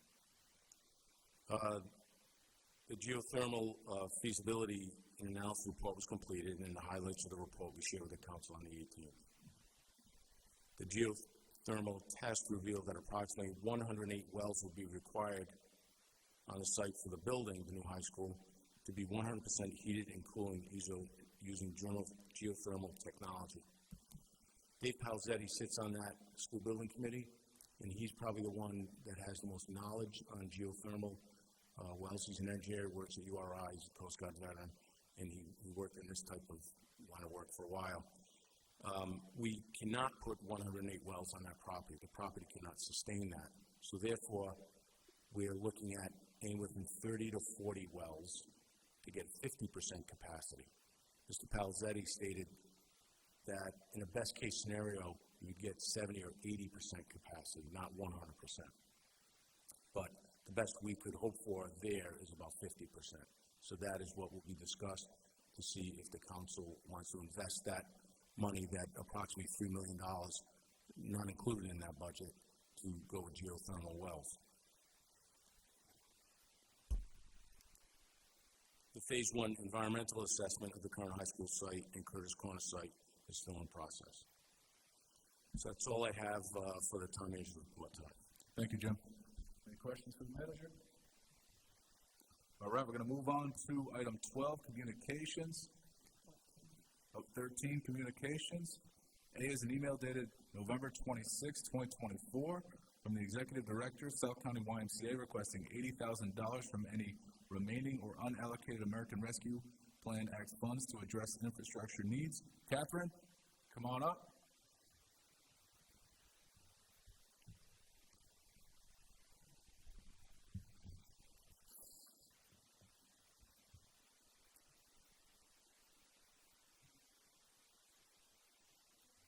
It's the button on the right.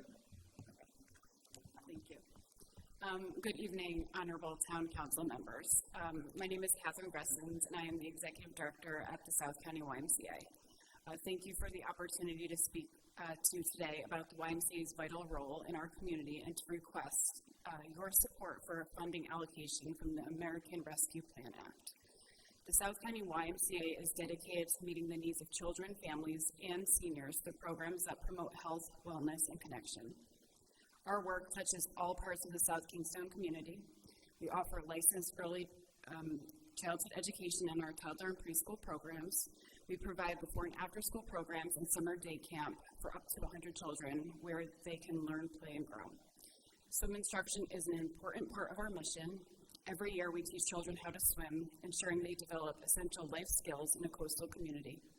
We also provide programs for seniors, including senior strength classes, chair yoga, and water aerobics, promoting mobility, health, and social connection among our older adult residents. Additionally, we offer programs such as the Rock City Boxing Program, which helps individuals with Parkinson's enhance their confidence and quality of life, and the Waves Masters Swim Team, which competes regionally and makes South County proud. We also remain committed to accessibility for all. Last year, we provided over $320,000 in financial assistance, ensuring no one is turned away from programs due to financial need. These services and more make the South County YMCA a vital part of South Kingstown's social fabric. When the pandemic hit, we stepped up to support our community in new and crucial ways. We partnered with Johnny Cake to organize food drives, assisted at Belmont with shopping and delivering food, and worked tirelessly to offer summer camp when many other camps had to close. We also provided a safe space for children to attend remote school and helped transport South Kingstown students when there was a shortage of buses. The pandemic took a significant toll on our branch, forcing us to close our doors for several months, furlough staff, and experience a sharp decline in membership and revenue. Many of our programs were suspended, and we faced increased operational costs due to health and safety measures. Since reopening, we've been working hard to recover what we lost. Our membership and revenue are both growing, and we're proud of the progress that we've made. However, challenges still remain. As we continue to rebuild, we are seeking your support to help ensure we can continue providing the essential services that South Kingstown residents rely on. The $80,000 in ARPA funding will be used to address critical infrastructure needs, ensuring that our facility remains safe, fully operational, and able to continue serving the community effectively. Specifically, these funds will be allocated to the following essential upgrades: $20,000 for hot water storage tank replacement, $52,000 for general HVAC repairs, and $6,400 for pool stair replacement. These upgrades are vital to ensuring our facility is safe, functional, and accessible for all members, especially as we continue to recover from the impact of the pandemic. The request aligns perfectly with the intended goals of the American Rescue Plan Act. ARPA was designed to help organizations recover from the pandemic's economic impact and support projects that strengthen community resilience. The funding we request will enable the YMCA to enhance its facilities and infrastructure, ensuring that we can continue providing a safe, welcoming, and functional space where individuals of all ages can engage in programs that promote health, wellness, and connection. These upgrades will allow us to serve the South Kingstown community more effectively, helping to build long-term health resiliency and strengthen our community for the future. We understand that the full allocation may not be possible. Still, we would greatly appreciate any support you can provide as we continue to pursue additional funding through our own fundraising efforts. In closing, the South County YMCA is not just a place for fitness. It is a vital community hub that promotes health, connection, and growth. With your support, we can continue to serve the families, seniors, and children who depend on us. This request has also garnered broad community support with a letter signed by 319 community members, including 206 South Kingstown residents, further highlighting the YMCA's vital role in the local community. Thank you for your time and consideration. I'm happy to answer any questions you may have. Thank you, Catherine. This is going to raise some financial questions that we need to sort of flesh through, so I'm going to have our finance director come on up. Council President, I can answer some of those questions I prepared for the communication item. Yeah, sure. So I'll give you a little higher level, and then if you have some specifics, Brian Sylvia can get into that. So about 3 years ago, the town was allocated about $9 million in American Rescue Plan Act funds. I've said this several times. I'll repeat it. It's worth repeating. We had plans to expend those funds at the direction of the town council, and but the funds have to be expended or committed by December 31st this month.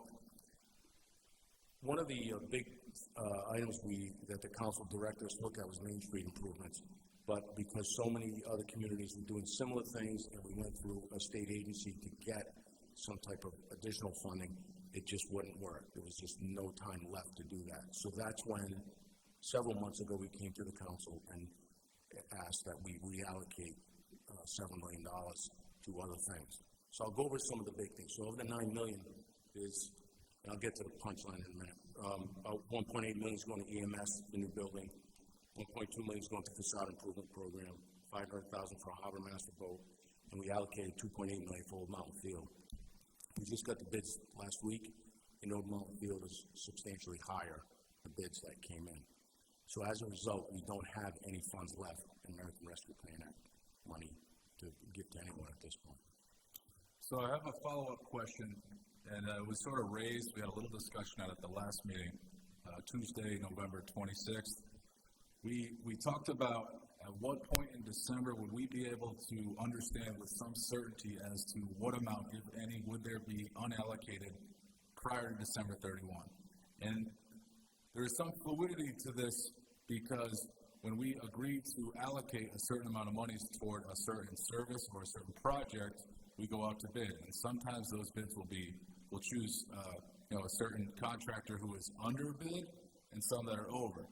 So, sometimes we have some leftover unallocated, but that can be eaten up by, bids that come in over what we've allocated.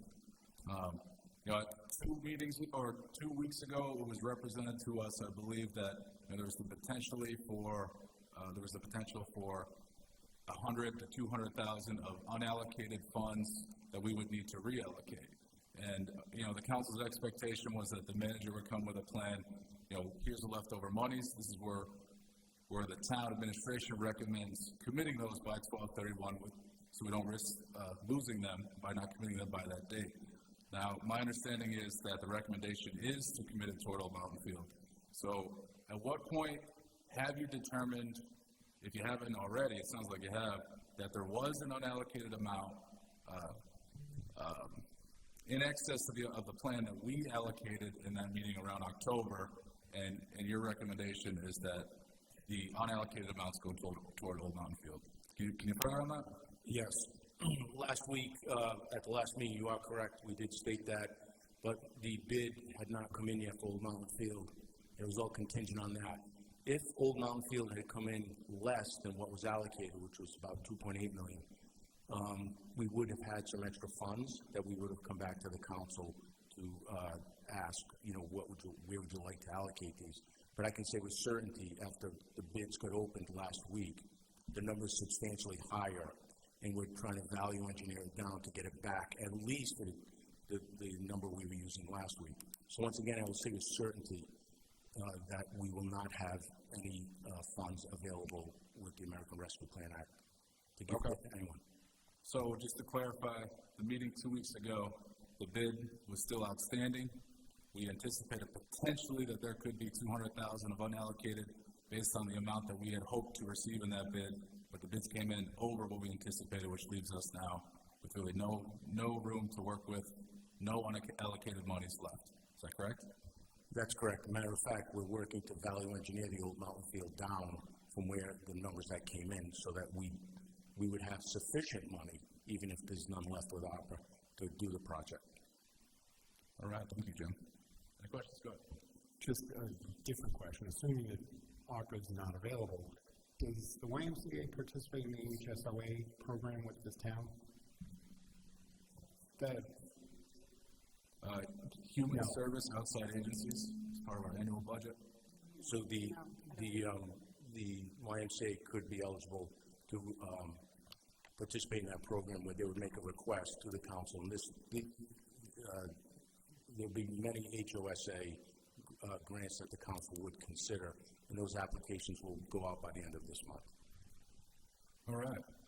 So unfortunately, we're at a time now where we have some certainty that we know that there is not going to be unallocated monies left to sort of seek somewhere to commit it. 2 weeks ago, we anticipated that there would be a sum of monies. That speaks to the fluidity of how the ARPA funding process has been working. But in light of that, we encourage you to seek funding through our outside agency appropriations that we make annually. Certainly be on the lookout for it. You can speak with town staff to familiarize in how to go about making an application. But it's definitely an opportunity. We want to work with the local Y. We know you provide a great opportunity. I played a lot of basketball growing up there. I know you don't have the court anymore, but you got the AstroTurf, which is great. But we do want to partner with you. Okay, thank you. And thank you for coming tonight. The South County YMCA is one of the places where people can come together, and it doesn't matter your economic, socioeconomic platform, right? You can come together, work out, you can swim, and you can meet your neighbors all through town. So, I was a member since I was a 3-year-old, but you still get printed out the memberships. Mm-hmm. So, in South County, seals, saved my life many times. So, something to do. So, I just want to thank you for being here tonight, and thank you for the YMCA's work for South Kingstown. Great, thank you for having us. Thank you. All right, that's going to move us to item 14, appointments. Go ahead. Motion to approve appointment of Sharon Henderson to the Historic District Commission. Second. All right, we got a motion and a second. Any discussion? All in favor? Aye. Right, that passes. Good luck, Sharon. And that's going to bring us to the end here. Motion to adjourn. There's a motion to adjourn. We got a second. Any discussion? All in favor? Aye. All right, this meeting is over.